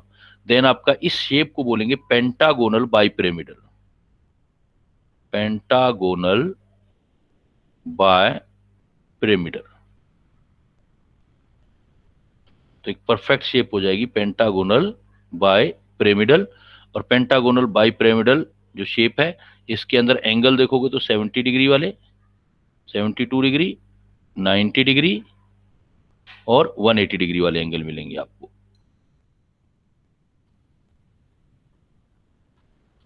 नाइन्टी डिग्री और 180 डिग्री वाले, 180 डिग्री वाले ये 180 डिग्री, ये 180 डिग्री वाला एंगल हो जाएगा, ऊपर वाला हो जाएगा एक्सिल के साथ, तो वो एंगल आपको मिलेंगे, वो भी काउंट कर सकते हो आप।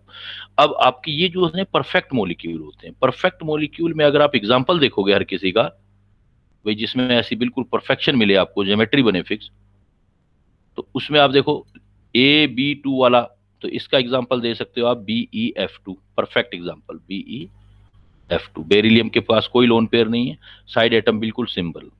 ट्राइगोनल प्लेनर में देखोगे तो BF3, टेट्राहेड्रल में देखोगे तो CH4, परफेक्ट एग्जांपल।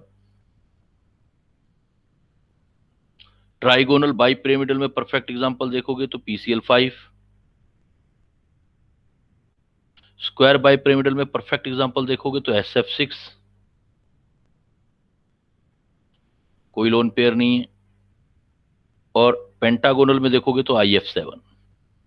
तो ये आपके परफेक्ट एग्जांपल हैं जिसमें सेंट्रल एटम पे कोई लोन पेयर नहीं है और सारे साइड एटम आइडेंटिकल हैं। अगर साइड एटम आइडेंटिकल नहीं होंगे, अगर डिफरेंट टाइप के एटम हो, जैसे ये if not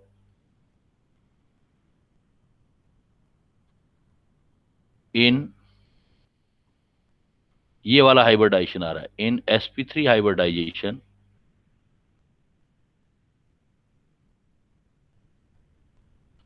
if central atom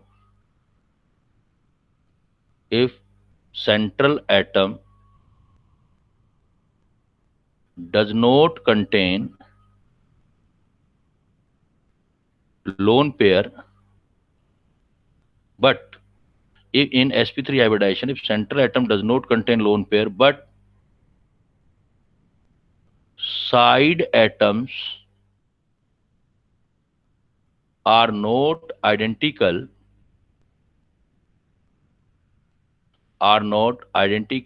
then large atom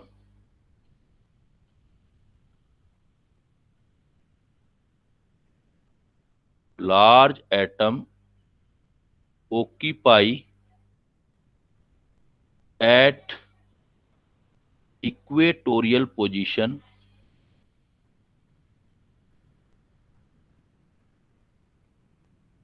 preferentially to minimize repulsion, तो ये देख लेना, अगर आपका हाइब्रिडाइजेशन sp3 आ रहा है तो लार्ज एटम है, तो पहले उसको इक्वेटोरियल पर प्रेफरेंस देना, उसको पहले उसको रखना रिपल्सन कम करने के लिए। जैसे एग्जांपल मैं दूं आपको, सपोज एक एग्जांपल मैंने दिया आपको PCl2F3, मैंने बोला कि इसका शेप बताओ क्या होगा, शेप बताना है आपको। अब शेप बताओगे, देखो फास्फोरस हाइब्रिडाइजेशन निकालो, फास्फोरस का हाइब्रिडाइजेशन 5, क्लोरीन और फ्लोरीन दोनों ही हेलोजन है तो 5 ही आ गया बाई 2, 5 और 5 बाई 2, तो 5 वाला हाइब्रिडाइजेशन आ गया, तो sp3d है और 5 के 5 बॉन्ड बनाने हैं, 5 बॉन्ड, 5 बॉन्ड में अब पॉइंट यह है कि 5 बॉन्ड में 3 तो क्लोरीन वाले बॉन्ड हैं और 2 क्लोरीन वाले हैं। अब पॉइंट ये आता है कि 5 बॉन्ड बनाओगे sp3d में तो आपका फास्फोरस में तो ये शेप बनेगा, लेकिन बात यह है कि ये शेप तो ये बन गया, अब हमें इनको भी प्रेफरेंसली रखना है, क्लोरीन और फ्लोरीन को।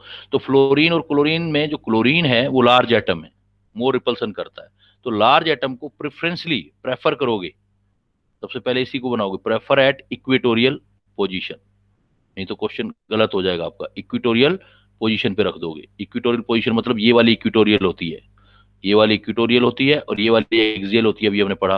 तो रखना स्टार्ट करो, किसी भी इक्वेटोरियल पर रखो, लेकिन देख दो क्लोरीन है तो रख दो आप, एक सीएल यहाँ रख दो, कहीं भी रख दो, अब दूसरा इधर रख दो चाहे इधर रख दो, एक ही बात है, एक सीएल यहाँ रख दो, बाकी जगह फ्लोरीन आ जाएगा। तो ये आपका सही स्ट्रक्चर होगा। अगर आपने ऐसा नहीं किया तो आपका स्ट्रक्चर गलत हो गया। अगर आपने ऐसे कर दिया ना,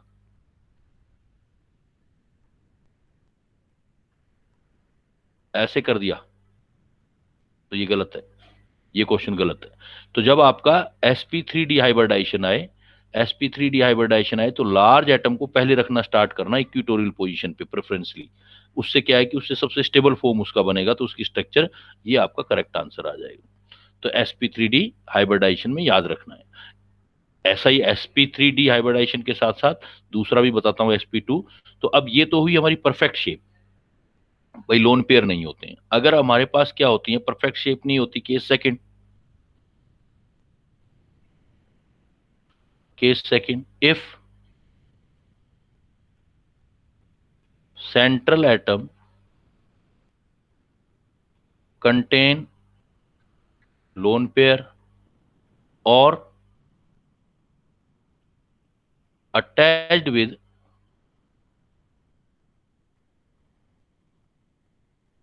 different type of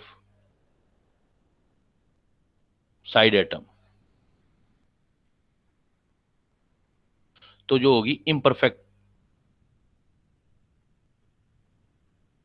जो होगी इम्परफेक्ट होगा मॉलिक्यूल, इम्परफेक्ट ज्योमेट्री होगी, शेप तो आएगी लेकिन वो इम्परफेक्ट ज्योमेट्री होगी। तो कैसे कैसे हो सकती है और क्या रखोगे इसमें, देखो हिंट, फिर ऊपर वाला ध्यान रखना, हिंट जब भी ऐसा केस करते हो, अब 1 बाय 1 दोबारा स्टार्ट करते, जो ऊपर वाला काम किया उसी को देखो थोड़ा आगे बढ़ा रहा हूं। भाई पहले वाले एसपी में तो कोई होगा नहीं कम से कम, क्योंकि पहले वाला जो हाइब्रिडाइजेशन किया था आपने एसपी, मतलब 2 लोन पेयर वाला, तो हाइब्रिडाइजेशन आपका आया था एसपी, और एसपी में तो जो 2 के 2 बॉन्ड पेयर थे, इसमें तो वही एक ही शेप बनेगी, तो एक ही शेप बनती है, इसमें तो कोई चांस है ही नहीं, क्योंकि अगर एक बॉन्ड हटा दोगे तो फिर वो ए बी बॉन्ड ही रह जाएगा एक। लेकिन अगर दूसरा हाइब्रिडाइजेशन किया था आपने sp2, sp2 हाइब्रिडाइजेशन में आपके पास दो टाइप की पॉसिबिलिटी हो सकती थी। एक तो जो ऊपर पड़ी, 3 के 3 बॉन्ड पेयर आ जाए आपके पास सेंट्रल एटम में, और एक आपका ये आ जाए कि 2 बॉन्ड पेयर आ जाए आपके, 2 बॉन्ड पेयर और 1 लोन पेयर। तो दोनों की शेप बेटा अलग अलग आएगी। अगर 3 बॉन्ड पेयर आएंगे तो जैसे अभी किया था आपने, 3 बॉन्ड पेयर आएगा तो परफेक्ट शेप बनेगी ये वाली, जैसे अभी आपने की, 180 डिग्री का एंगल बने, 20 डिग्री का एंगल बनेगा। एंड इस शेप को आपने क्या नाम दिया था, ट्राइगोनल या प्लेनर ट्राइगोनल। लेकिन अगर मान लो 2 बॉन्ड पेयर रह गए सेंट्रल एटम पर और एक लोन पेयर रह गया, मतलब 2 बॉन्ड बन गए, 2 बॉन्ड बना दो लेकिन एक लोन पेयर बना दो। अगर 2 बॉन्ड पेयर और एक लोन पेयर रह गया तो अब ये शेप आपकी अलग होगी, इस शेप को आप बोलोगे एक लोन पेयर है।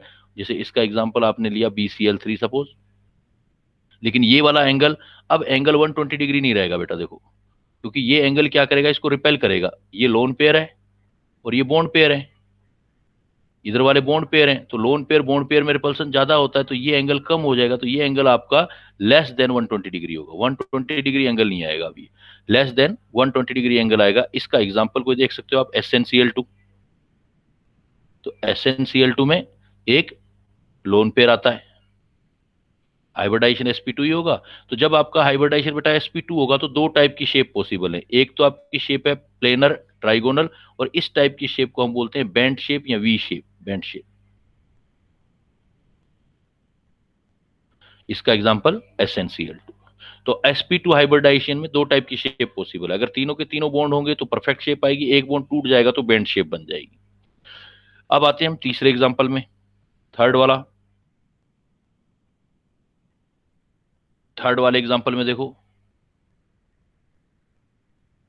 थर्ड वाला अगर हमारे पास हाइब्रिडाइजेशन आ जाता है sp3, ये हाइब्रिडाइजेशन आ जाता है sp3 में हमारे पास 3 पॉसिबिलिटी हो सकती है। या तो 4 के 4 बॉन्ड पेयर आ जाए, 4 के 4 बॉन्ड पेयर आ जाए तो बिल्कुल परफेक्ट शेप अभी हमने बनाया था, दो प्लेन के अंदर, एक बिलो द प्लेन और एक अबो द प्लेन, बिल्कुल परफेक्ट शेप। इस परफेक्ट शेप को हमने नाम दिया था टेट्राहेड्रल, और इसका एंगल बिल्कुल परफेक्ट आएगा 109 डिग्री 28 मिनट। और एग्जाम्पल अभी आपने किया था जैसे CH4 या CCl4, कोई भी एग्जाम्पल दे दो। अब दूसरा पॉसिबिलिटी इसके अंदर आ सकती है, 4 की बजाय 3 बॉन्ड पेयर आ जाए आपके पास और 1 लोन पेयर आ जाए सेंट्रल एटम पर बेटा, 3 बॉन्ड पेयर 1 लोन पेयर। तो एक बॉन्ड तोड़ दो आप, एक बॉन्ड छोड़ दो, एक बॉन्ड को छोड़ दोगे तो ये वाली शेप बन जाएगी आपकी, और यहां लोन पेयर आ जाएगा। तो बेटा यहां लोन पेयर आ गया तो अब ये वाली शेप जो है ये पिरामिडल है, तो दूसरी शेप पॉसिबल हो सकती है sp3 हाइब्रिडाइजेशन में पिरामिडल। इसमें देखो फिर ये lone pair bond pair repel करेगा, तो ये जो अब एंगल होगा अप्रोक्सीमेट 2 डिग्री कम हो जाएगा, अप्रोक्सीमेट 2 डिग्री कम हो जाएगा, मतलब एंगल जो होगा लेस होगा 109 डिग्री 28 मिनट से, ये वाला एंगल। जैसे आप एग्जांपल देखो, अमोनिया, अमोनिया में NH3 में ये लोन पेयर, तो ये रिपेल करता है, हाइब्रिडाइजेशन तो sp3 है लेकिन एंगल निकालोगे तो 109 डिग्री से कम आएगा, ये एंगल आता है 107 डिग्री, अप्रोक्सीमेट 107 डिग्री एंगल आ जाता है, तो कम हो गया, देखो लोन पेयर रिपल्सन हो गया। तीसरी क्या शेप पॉसिबल हो सकती है, तो इसमें 3 शेप पॉसिबल हो सकती है, sp3 हाइब्रिडाइजेशन में 3 शेप पॉसिबल हो सकती है। तीसरी शेप आ सकती है कि 2 बॉन्ड पेयर हो जाए हमारे पास और 2 लोन पेयर हो जाए।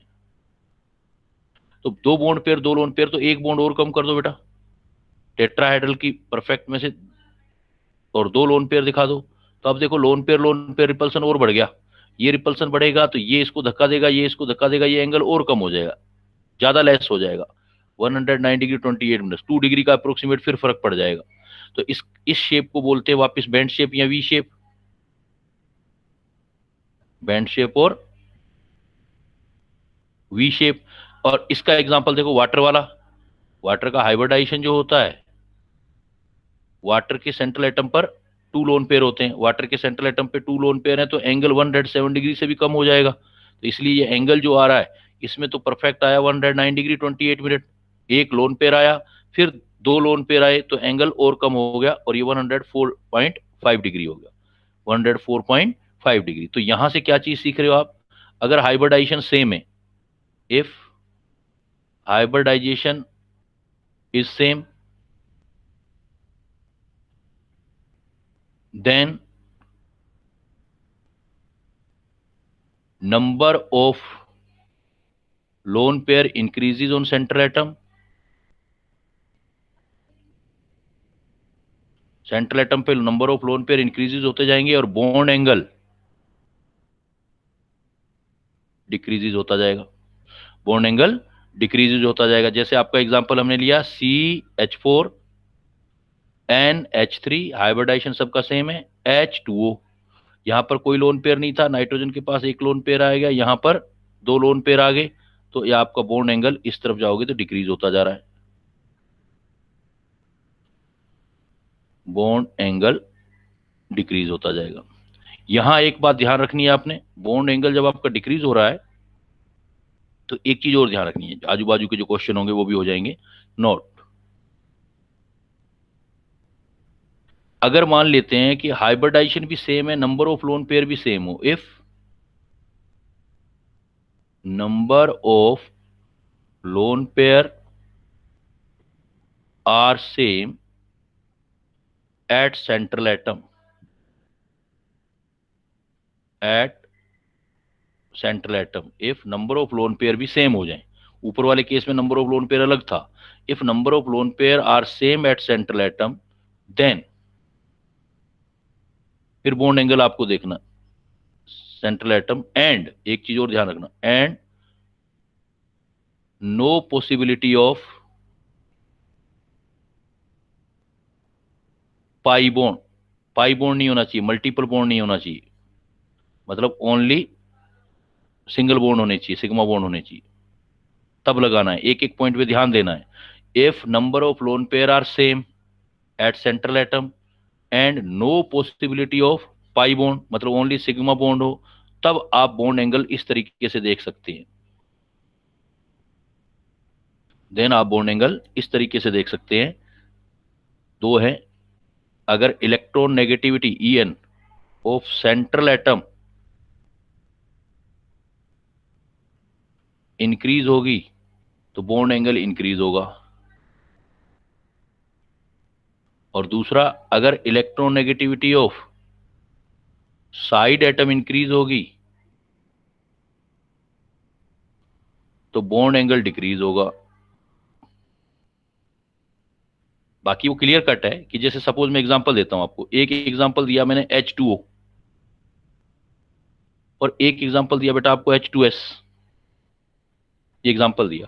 अब आप देखो इसमें H2H2S हाइब्रिडाइजेशन भी सेम आएगा, इवन लोन पेयर भी सेम, इसमें भी ऑक्सीजन पे 2 लोन पेयर, इसमें भी सल्फर पे 2 लोन पेयर। तो अब क्या होगा, जब लोन पेयर का नंबर भी सेम हो जाता है और हाइब्रिडाइजेशन भी सेम होता है, देन हम इलेक्ट्रोनेगेटिविटी चेक करते हैं।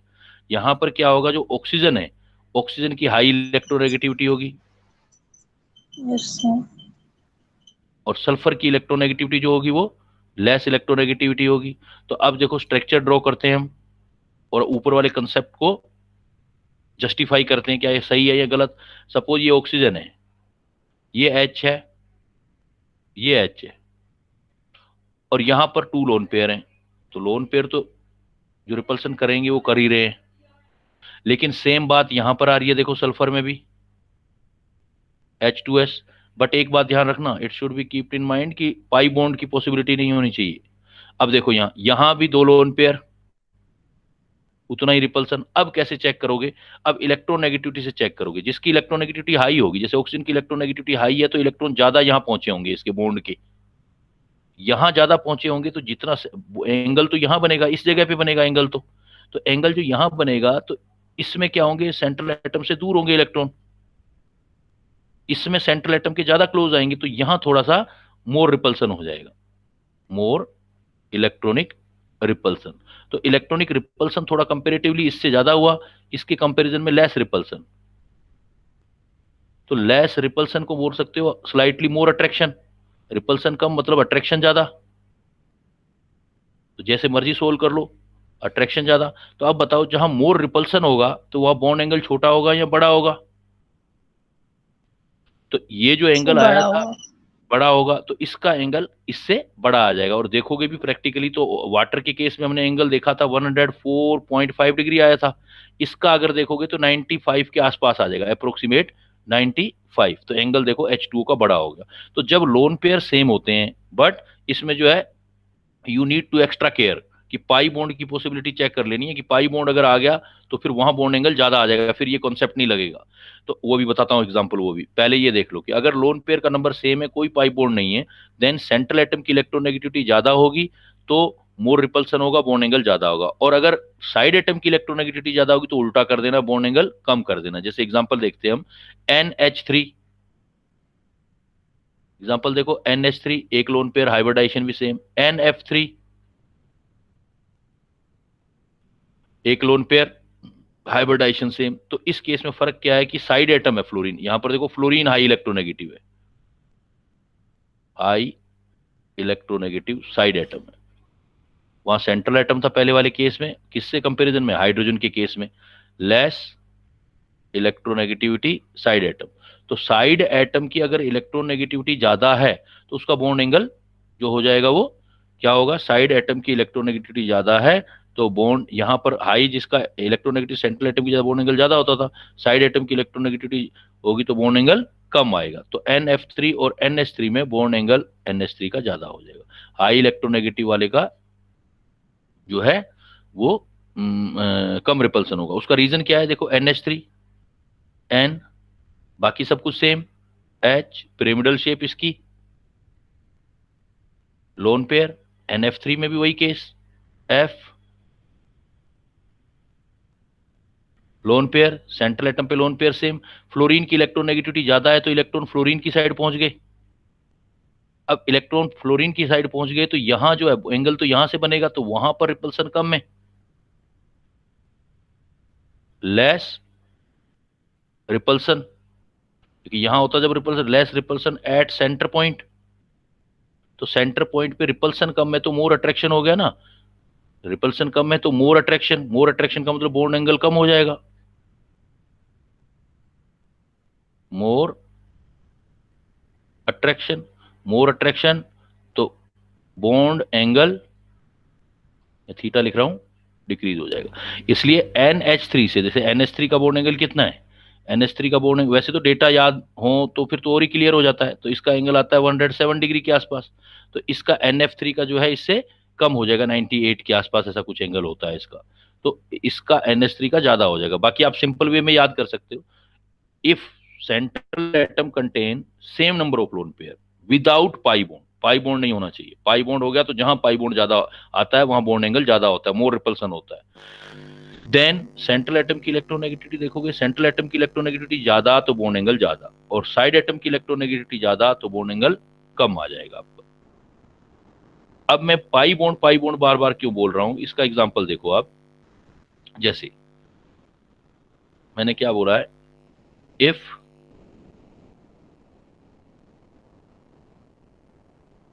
इवन, चाहे if even number of lone pair are same, number of lone pair same आ रहे, बट पाई बॉन्ड, पाई या मल्टीपल बॉन्ड कह सकते हो, एक से ज्यादा बॉन्ड हो यहां पर, multiple bond are present, then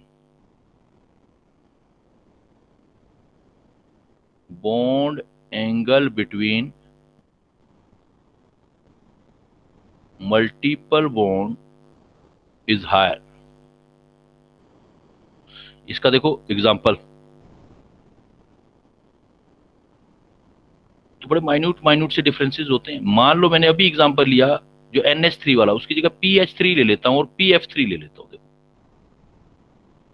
PH3 and PF3, अगर आप फर्स्ट साइड देखोगे तो आपको लगेगा यार कि दोनों में लोन पेयर तो सेम आ रहा है, दोनों में लोन पेयर सेम आ रहे हैं, तो इलेक्ट्रोनेगेटिविटी वाला कंसेप्ट लगाए। लेकिन जब आप थोड़ा सा और सोचोगे तो P के पास ये लोन पेयर, ये हाइड्रोजन, ये हाइड्रोजन, ये हाइड्रोजन, अब हाइड्रोजन के पास कोई लोन पेयर नहीं है, साइड एटम के पास no lone pair on side atom, और फास्फोरस के पास वैकेंट डी ऑर्बिटल होता है, वैकेंट डी ऑर्बिटल, ये ब्यूटीफुल एग्जांपल है, ये ध्यान देना, पता ही नहीं लगता, गलत कराते हैं हम। अब इधर देखो PF3 में, सपोज आप PF3 का एग्जांपल दे रहे हो, PF3 में इधर लोन पेयर है, लोन पेयर के साथ खास बात है कि फास्फोरस थर्ड पीरियड का है तो इसके पास वैकेंट डी ऑर्बिटल होगा, वैकेंट डी ऑर्बिटल होगा। और इधर देखो फ्लोरीन है, फ्लोरीन का वैलेंस इलेक्ट्रॉन 7 होता है, बॉन्डिंग में तो एक ही गया है, इसका मतलब ये बाकी रखे हुए हैं सबके पास 6। तो यहां एक पॉसिबिलिटी आ जाएगी, क्या पॉसिबिलिटी आ जाएगी कि इसके पास फास्फोरस के पास वैकेंट डी ऑर्बिटल है और फ्लोरीन के पास लोन पेयर है, loan pair on side atom, तो ये क्या करेगा, अपना लोन पेयर उसके वैकेंट में देने की प्रोबेबिलिटी रख सकता है। तो ये जो लोन पेयर है, जो दिखाई नहीं दे रहा था लेकिन सोचने पर पता लगेगा आपको कि ये इधर अपने लोन पेयर इसके वैकेंट ऑर्बिटल में दे सकता है। जैसे ही वैकेंट ऑर्बिटल में देगा तो एग्जामिनर ने ये मॉलिक्यूल ऐसे दिया हमें, लेकिन एक्चुअली मॉलिक्यूल ऐसा हो गया है, P F F F, और यहां आ गया डबल बॉन्ड कैरेक्टर, और जहां भी डबल बॉन्ड कैरेक्टर आ जाएगा, तो मैंने स्टार्टिंग में बताया लोन पेयर से भी ज्यादा रिपल्सन जो होता है वो डबल बॉन्ड में होता है, डबल बॉन्ड मतलब ज्यादा इलेक्ट्रॉन आ गए, तो यहां जो होगा ये मोर रिपल्सन होगा,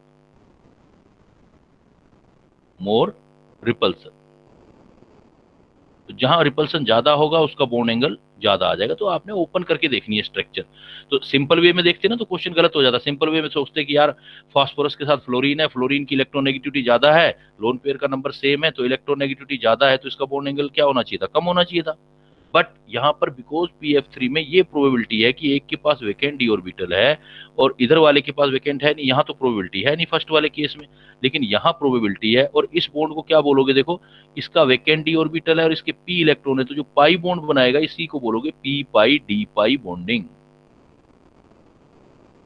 पाई ऑर्बिटल बन रहा है, एक के p ऑर्बिटल यूज हो रहे हैं, दूसरे के d, तो p पाई d पाई बॉन्डिंग प्रेजेंट है। जहां भी पाई बॉन्डिंग प्रेजेंट होगी बॉन्ड एंगल उसी का ज्यादा होगा। तो PH3 से, जैसे PH3 का बॉन्ड एंगल जो होता है वो अप्रोक्सीमेट 92 डिग्री के आसपास होता है, तो उससे ये एंगल ज्यादा होगा। ये एंगल आपका जो PF3 का आएगा थीटा ग्रेटर देन 92 डिग्री, 98 तक जाता है ये, तो इससे ज्यादा एंगल होगा।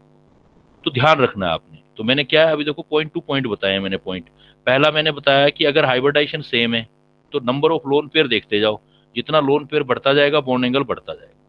दूसरा केस मैंने क्या बताया आपको कि अगर लोन, अब पहला क्लियर हो फिर दूसरे में जाना, फिर दूसरे में देखना अगर लोन पेयर आपके डिफरेंट है, सेम है, लोन पेयर सेम है और कोई पाई बॉन्ड नहीं है, लोन पेयर सेम है और कोई पाई बॉन्ड की प्रोबेबिलिटी नहीं है, then you will go with electron negativity. Central atom का इलेक्ट्रॉन नेगेटिविटी ज्यादा तो बॉन्ड एंगल ज्यादा, साइड वाले का इलेक्ट्रॉन नेगेटिविटी ज्यादा तो बॉन्ड एंगल कम। But if there is presence of any multiple bond, any pi bond, जहां पर पाई बॉन्ड होगा वहां का बॉन्डिंग सबसे एंगल जो होगा वो ज्यादा होगा। क्लियर बेटा, चलूं आगे। अच्छा, एक यस बात सर। बता दो मुझे, अगर हाइब्रिडाइजेशन sp3 है तो कौन कौन सी शेप पॉसिबल है? हाइब्रिडाइजेशन sp3 है तो शेप क्या क्या पॉसिबल हो सकती है? सर टेट्राहेड्रल, हाँ ठीक है, टेट्राहेड्रल, पिरामिडल पिरामिडल और बेंच। और बेंच। गुड, तीनों शेप पॉसिबल हो सकती है इस हाइब्रिडाइजेशन में। ये डिपेंड करेगा कि कितनी साइड बॉन्ड बनेगी। इसके बाद आता है हमारा हाइब्रिडाइजेशन, फिर नेक्स्ट चलते हैं, sp3 हो गया, फिर नेक्स्ट आ जाओ, नेक्स्ट पढ़ा था हमने हाइब्रिडाइजेशन sp3d। sp3d में बहुत सारी जो है वो शेप्स पॉसिबल है। अगर परफेक्ट शेप होगी 5 के 5 बॉन्ड पेयर आ जाए, 5 के 5 बॉन्ड आ जाए या सिग्मा बॉन्ड आ जाए, जो भी कह रहे हो आप, 5 के 5 सिग्मा बॉन्ड आ जाए तो परफेक्ट शेप। 3 ट्राइंगल में, एक अबो द प्लेन, एक बिलो द प्लेन। और परफेक्ट शेप को हमने टीबी भी बोला, ट्राइगोनल बाई पिरामिड, जैसा एग्जांपल आपने किया अभी PCl5। अगर 5 बॉन्ड की बजाय इसमें देखो रिपल्सन इक्विटोरियल पोजीशन पे होता है, तो बॉन्ड भी इक्विटोरियल पर ही आपने प्रेफरेंसली ब्रेक करनी है। बॉन्ड आपने इक्विटोरियल पोजीशन पे ही ब्रेक करने, आपने इक्विटोरियल पोजीशन पे 1 बाय 1 ब्रेक करते जाओ। तो देखो अगर सपोज 4 सिग्मा बॉन्ड आ जाए, 4 सिग्मा बॉन्ड आएगा तो 1 लोन पेयर आ गया बेटा। तो एक आप इक्विटोरियल बॉन्ड ब्रेक कर दो, सपोज ये एक, ये सिलेक्ट करके ये छोड़ दो, तो ये छोड़ोगे तो देखो आपका स्ट्रक्चर ये बन जाएगा, ये बॉन्ड, एक लोन पेयर आ गया इक्विटोरियल पोजीशन पे। अब क्या होगा, जैसे ये लोन पेयर आएगा तो ये रिपेल करेगा बॉन्ड को, तो ये बॉन्ड अब 90 डिग्री पे नहीं रहेंगे, थोड़ा थोड़ा ऐसे मुड़ जाएंगे। तो अब ये एंगल जो है नॉट 90 डिग्री, अब एंगल 90 डिग्री का नहीं रहेगा कोई, तो बिकॉज ये क्या करेगा, रिपेल करेगा। और इस शेप को बोलते हैं सी शा शेप। इस शेप को आप बोलोगे सी शा शेप। और इसका एग्जांपल जो होगा आपका SF4, 4 बॉन्ड बनाने, 1 लोन पेयर है, तो SF4 बना के देखोगे आप, SF4। अगर बेटा आपके पास 3 सिग्मा बॉन्ड आ जाए, 3 सिग्मा बॉन्ड, तो 2 लोन पेयर आ जाएंगे। तो 2 लोन पेयर है तो अब इक्विटोरियल बॉन्ड एक और ब्रेक कर दो आप, कोई सा भी ब्रेक कर दो। तो एक लोन पेयर ब्रेक करोगे तो आपके पास एक लोन पेयर, एक दूसरा लोन पेयर आ गया। अब रह गया ये वाला शेप, ये बॉन्ड रह गया, ये और रिपल्सन हो गया और मुड़ गया बॉन्ड 90 डिग्री से, ये वाली शेप आ जाएगी। तो इसको जनरली साइंटिस्ट टी शेप बोल देते हैं, लेकिन एक्चुअली टी है नहीं है, टी ऐसे वाली है, ऐसे वाली टी, क्योंकि परफेक्ट टी होती तो 90 डिग्री एंगल होता। अब ये एंगल भी नॉट 90 डिग्री, अब 90 डिग्री एंगल नहीं रहा। या इसको एरो शेप बोल सकते हो, कुछ एग्जाम में पिछले ईयर्स में पूछा गया है, इसको बोला गया एरो शेप, जो ज्यादा परफेक्ट है, एरो जैसा लग रहा है ये। तो 2 लोन पेयर आ जाएंगे तो ये एरो शेप आ जाएगी। और इस तरह का एग्जाम्पल आप लिख सकते हो ClF3, क्लोरीन के पास 2 लोन पेयर होते हैं तो वो इस शेप के अंदर आ जाएगा, 3 सिग्मा बॉन्ड 2 लोन पेयर। तो ये शेप भी पॉसिबल है। एक तीसरा इक्विटोरियल बॉन्ड है बेटा, वो भी ब्रेक कर सकते हो आप, थर्ड इक्विटोरियल बॉन्ड है आपका 3 सिग्मा बॉन्ड 2 लोन पेयर के बाद 2 सिग्मा बॉन्ड, 2 ही सिग्मा बॉन्ड रह जाए आपके और 3 लोन पेयर आ जाए। तो जो इक्विटोरियल पोजीशन वाले 3 लोन पेयर है वो रह जाएंगे और बॉन्ड आपके बिल्कुल ऐसे दोनों आमने सामने आ जाएंगे, क्योंकि रिपल्सन जो होगा बिल्कुल इक्यूरेट बैलेंस करेगा। 2 लोन पेयर ऐसे तो बिल्कुल दोनों साइड बैलेंसिंग आ जाएगी और ये बिल्कुल 180 डिग्री वापस बन जाएगा आपका। और इस शेप को बोलेंगे हम लीनियर शेप, इस शेप को बोलते हैं लीनियर शेप। और एग्जांपल आ जाएगा आपके पास I3 नेगेटिव वाला एग्जांपल इस केस के अंदर आ जाएगा। तो आप देखो अगर हाइब्रिडाइजेशन आपका sp3d है तो कितनी शेप पॉसिबल हुई बेटा sp3d हाइब्रिडाइजेशन में? sp3d हाइब्रिडाइजेशन में कितना शेप पॉसिबल हुआ? परफेक्ट शेप टेट्रागोनल बाइपिरामिडल हो सकता है, सीसा शेप हो सकता है, टी शेप हो सकता है या लीनियर शेप हो सकता है। ये सारे शेप sp3d हाइब्रिडाइजेशन पर आ सकते हैं। जैसे मैं आपको कुछ प्रॉब्लम देता हूं, यहाँ पर काफी इंपॉर्टेंट पॉइंट है ये। हाउ मेनी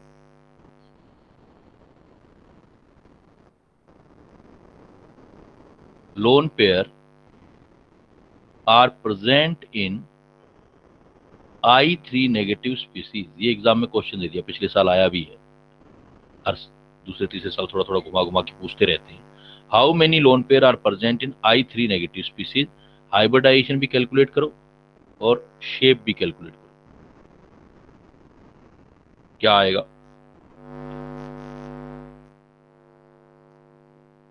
बताओ बेटा, क्या आंसर दोगे? हाइब्रिडाइजेशन क्या आएगा, शेप क्या आएगा और लोन पेयर कितने प्रेजेंट होंगे? Sir sp3d hybridisation.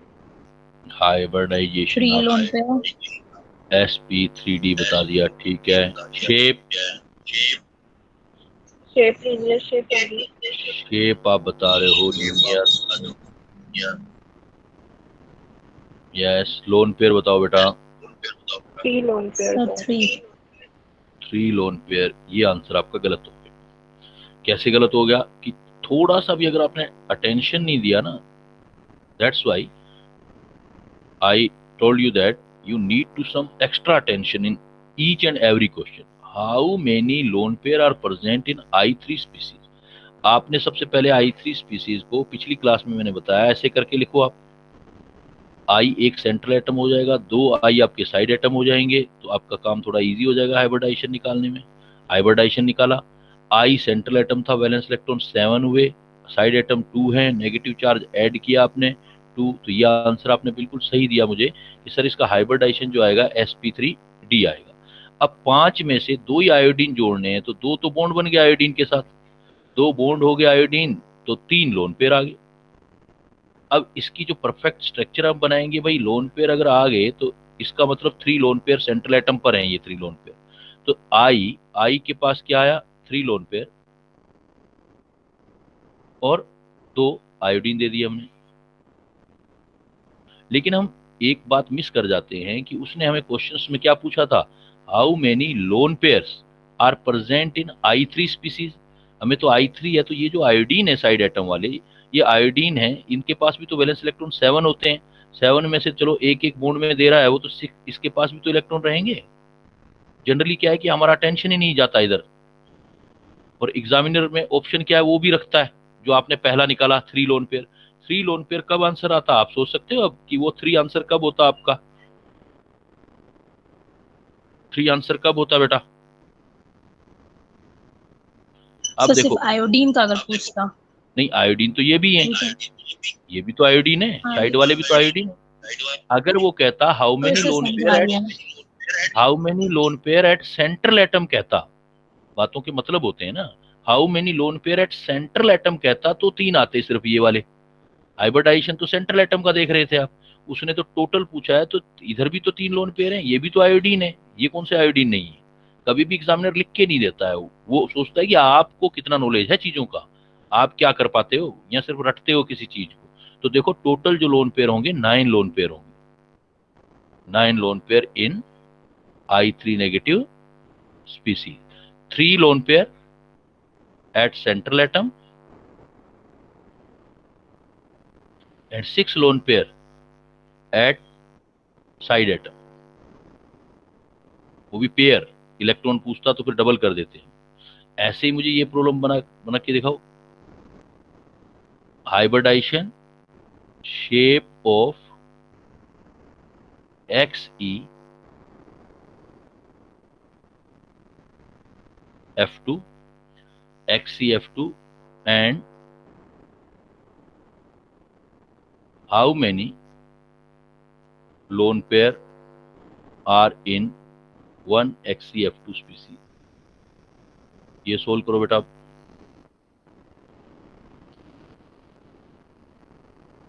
तो सोचने के, थिंकिंग के कितने डायमेंशन है ये देख सकते हो आप कि भाई क्या एग्जामिनर पूछ रहा है, उसकी थिंकिंग ही तो सोचनी है, वो पूछ क्या रहा है।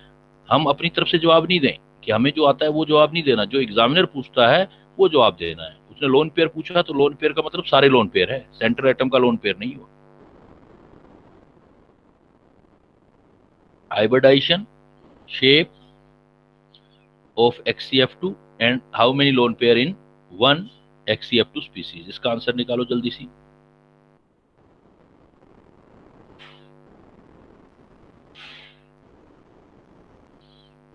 क्या आंसर आएगा इसका?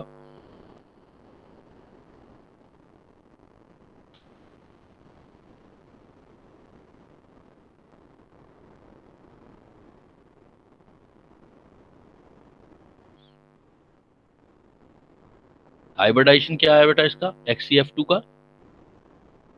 sp3d। हाइब्रिडाइजेशन निकालोगे तो sp3d x आ गया 8 प्लस sp3d 2 बाई 2, 5 वाला तो वापिस क्या आ गया sp3d। अब 5 में से फ्लोरीन तो 2 ही अटैच करने, पर इसकी शेप भी लीनियर शेप ही हो रही है हाँ बिल्कुल लीनियर शेप आएगी क्योंकि 2 ही फ्लोरीन है, इसका मतलब 3 लोन पेयर। और 3 लोन पेयर आएंगे, 3 लोन पेयर। अब लोन पेयर ये आ गया तो फिर वही मिस्टेक कर दिया ना बेटा लोन पेयर निकालने में आपने। जब XeF2 का स्ट्रक्चर बनाओगे तो 3 लोन पेयर तो उन सेंट्रल एटम है ना, ये बात क्यों भूलते हो बार बार आप। लोन पेयर तो सेंट्रल एटम पे हैं। अब फ्लोरीन की स्ट्रक्चर बनाओगे तो क्या फ्लोरीन के पास लोन पेयर नहीं होंगे? जो ऊपर का क्वेश्चन दिया वही थीम तो है। फ्लोरीन के वैलेंस इलेक्ट्रॉन 7 होते हैं, बॉन्डिंग में एक गया, उसके पास भी 3 लोन पेयर होंगे। जब तक हैबिट में नहीं डालोगे ना ये सारा सोचना, तब तक आप सेंटर पे ही घूमते रहोगे, साइड वाला आप इग्नोर कर दोगे। तो अब 3 नहीं आया लोन पेयर, 3 लोन पेयर वापस वही बात, तो 3 लोन पेयर एट जीनोन और 3 lone pair at each fluorine, तो टोटल 9 लोन पेयर हो गए बेटा। लोन पेयर इन XeF2, ऐसा ही क्वेश्चन देगा एग्जामिनर। पूरा सोचो, ब्रॉड बनाओ, अपनी थिंकिंग को ब्रॉड बनाओ, एक जगह सेंट्रलाइज मत करो। अब क्या है कि अभी थोड़ी देर पहले एक बात और बताई मैंने आपको। सर एक और क्वेश्चन दे दीजिए इसका, और चीज का। वो तो काउंटिंग करते हो बेटा, अभी उसी पे ही दे रहा हूँ सारा। अब देखो, अगर मान लो आपके पास इन, अभी मैंने बात लिखवाई भी थी, इन sp3d हाइब्रिडाइजेशन, मैंने बोला था NsP3d hybridization, if large atom multiple bonded atom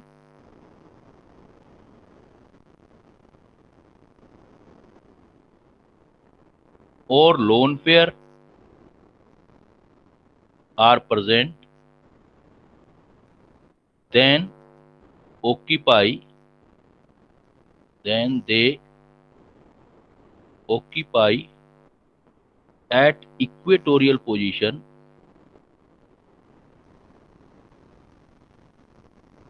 preferentially।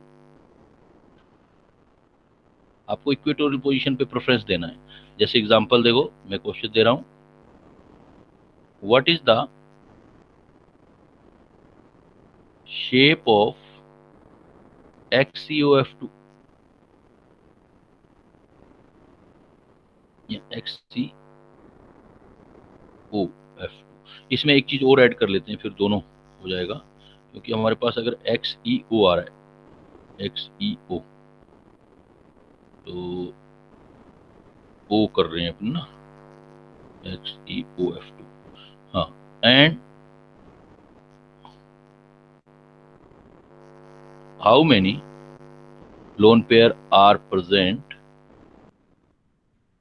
in one XeOF2।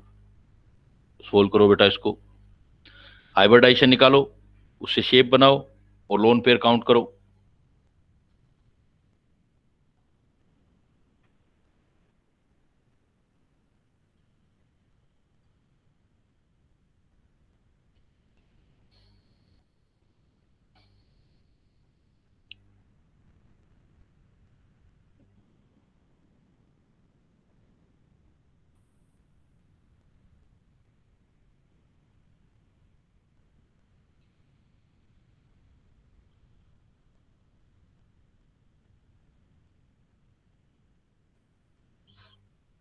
Hybridisation निकालो, central atom xenon, valence electron 8, oxygen count नहीं करना है, फ्लोरीन काउंट करना है 2/2, 5 वाला हाइब्रिडाइजेशन आ गया, 5 वाला हाइब्रिडाइजेशन आ गया तो sp3 डी हाइब्रिडाइजेशन हो गया।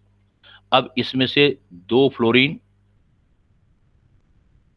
और 1 ऑक्सीजन, 3 साइड तो बॉन्ड आ गए, तो 3 सिग्मा बॉन्ड आ गए, 1 2 3, ऑक्सीजन डबल बॉन्डेड होता है, हमें तो सिग्मा देखना है, 3 साइड बॉन्ड आ गए, तो इसका मतलब 2 लोन पेयर आ गए। तो 5 वाला अगर बॉन्ड करूंगा तो एक्स ही, मेरे पास परफेक्ट शेप ये होनी चाहिए थी। सबसे ज्यादा रिपल्सन इन सब में कौन करेगा बेटा, इन तीनों में, फ्लोरीन में, ऑक्सीजन और लोन पेयर में सबसे ज्यादा रिपल्सन कौन करेगा बताओ, बोलो सबसे ज्यादा रिपल्सिव कौन करेगा बेटा, आंसर दो बेटा, डू रिप्लाई। फ्लोरीन में, ऑक्सीजन और लोन पेयर में सबसे ज्यादा रिपल्सिव कौन करेगा, रिपल्सन कौन करेगा, रिपल्सिव कौन होगा, सर फ्लोरीन। क्यों, सर मोर इलेक्ट्रोनेगेटिव। तो जो मैंने पढ़ाया वो कुछ पढ़ा ही नहीं, इसका मतलब आपने पुराना ही अपना नॉलेज कोई लगा दिया। ये थ्योरी स्टार्ट की है तो बेटा कुछ VSEPR थ्योरी में ऑर्डर बताया है मैंने रिपल्सन का, आपने नया ही नॉलेज दे दिया मुझे आज। ये क्या पढ़ रहे हैं अभी आप, रिपल्सन का क्या ऑर्डर बताया, इतने सारे क्वेश्चन करने के बाद आप फ्लोरीन बता रहे हो मुझे।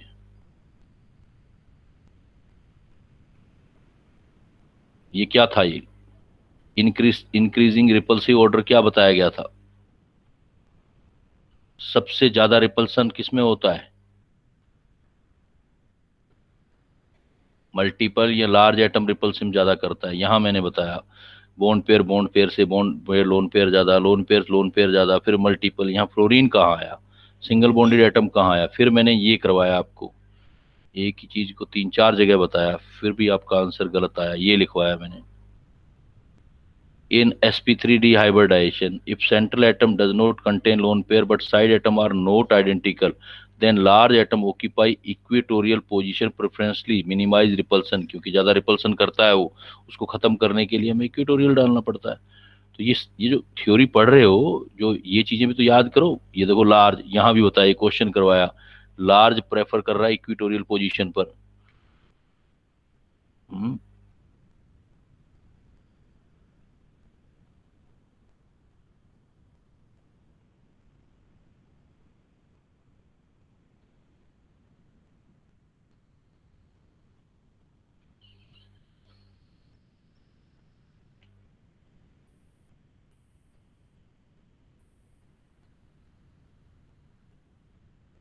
अब मैंने आपसे ये पूछ लिया, मैंने कह दिया कि ये सारी स्ट्रक्चर है, तो इन सब के अंदर दो फ्लोरीन पड़े हैं, 1 ऑक्सीजन है, 2 लोन पेयर हैं, तो सबसे ज्यादा रिपल्सन कौन करेगा आप बताओ।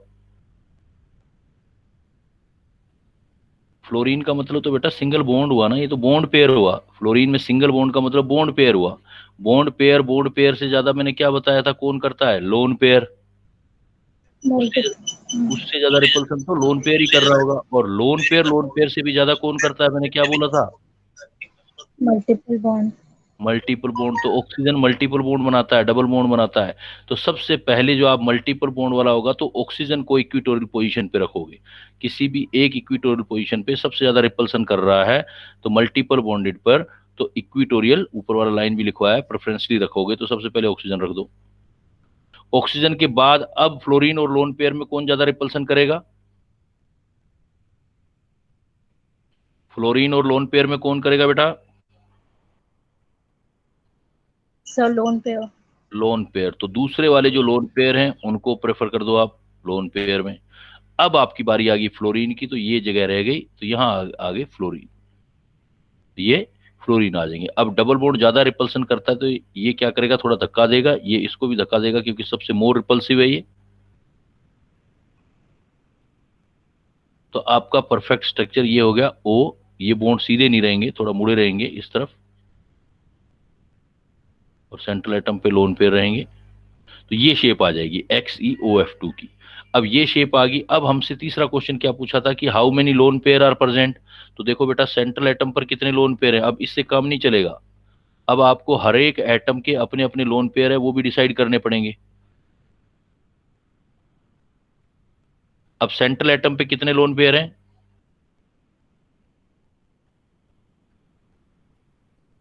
दो लोन पेयर। ये ऑक्सीजन है, इसके पास भी तो लोन पेयर होते हैं ना, इसे वाटर बनाते हो, वाटर में कितने लोन पेयर होते हैं, Yes. इसके पास भी तो 2 लोन पेयर होंगे। फ्लोरीन है, फ्लोरीन के वैलेंस इसके ऑक्सीजन के 6 होते हैं, 2 बॉन्ड में गए तो 4 इलेक्ट्रॉन और पड़े थे। फ्लोरीन है, फ्लोरीन में भी वो तो बना के बुक्स में भी ऐसे बनाया होगा, सोचना आपको ऐसे है, यही कंपटीशन है बेटा। फ्लोरीन में वैलेंस इलेक्ट्रॉन जो 7 है, तो 7 है तो एक ही तो आया, तो ये 7 हो गए। तो स्कूलिंग वाली और कंपटीशन वाली में डिफरेंस देख लो आप, कि आपके विजन को आपने ब्रॉड करना है बहुत ज्यादा, कंपटीशन क्लियर है, ब्रॉड कर पाओ। तो अब देख लो, अब लोन पे काउंट करो टोटल कितने हो गए, तो बताओ अब तो गिन के बता सकते हो ना कितने हैं। लेकिन ये वहां कोई बना के नहीं दिखाएगा, तो मैं सिखा रहा हूं बनाना, एग्जाम में आएगा तो आपको खुद बनाना है, सोचना है आपको वैलेंस इलेक्ट्रॉन। तो कितने लोन पेयर हुए टोटल देखो, सेंट्रल एटम पूछता तब आप 2 आंसर देते, 2 लोन पेयर। अब सेंट्रल एटम नहीं, जितने अवेलेबिलिटी है सारी बतानी पड़ेगी। तो कितना हुआ ये आपका, 10। 1 2 3। पैसेंस देखो, मेरा पैसेंस भी देखा करो, कितना आराम से बताता हूँ। ऐसे ऐसे आराम से ही आपने सोचना होता है कि मिस्टेक जो है वो ना हो आपकी। ये तो 3 इधर से, 3 इधर से, 6 7 8 9 10, आंसर आ जाएगा 10 लोन पेयर। हाँ, वो अगर कहता कि ऑक्सीजन पे कितने हैं तो 2 ही देते आंसर आप, फ्लोरीन पर कितने हैं तो 3 इस पे, 3 इस पे, 6 देते आप। सेंट्रल एटम पे पूछता तो सिर्फ 2 ही बताते। उसने तो एग्जाम में पूछ लिया आपसे कि हाउ मेनी लोन पेयर, तो टोटल बताने उस मॉलिक्यूल के अंदर, तो इतना लोन पेयर आएगा। तो इनका बेटा अच्छे से प्रैक्टिस करो, जितना प्रैक्टिस करोगे उतना आपको हर एक चैप्टर में हेल्प मिलेगा ये, क्योंकि chemical bonding, periodic table, atomic structure तो केमिस्ट्री के हर पार्ट में यूज होगा जहां जहां आगे चलोगे। ठीक है बेटा, now I am living, let's see for next part. Sir ये स्क्रीनशॉट ले लें। हैं, हाँ बोलो बेटा, क्या कहा, मैंने सुना नहीं। सर कुछ नहीं, स्क्रीनशॉट लेना था, हो गया। कर दूं, बंद कर दूं ना अब। Yes sir.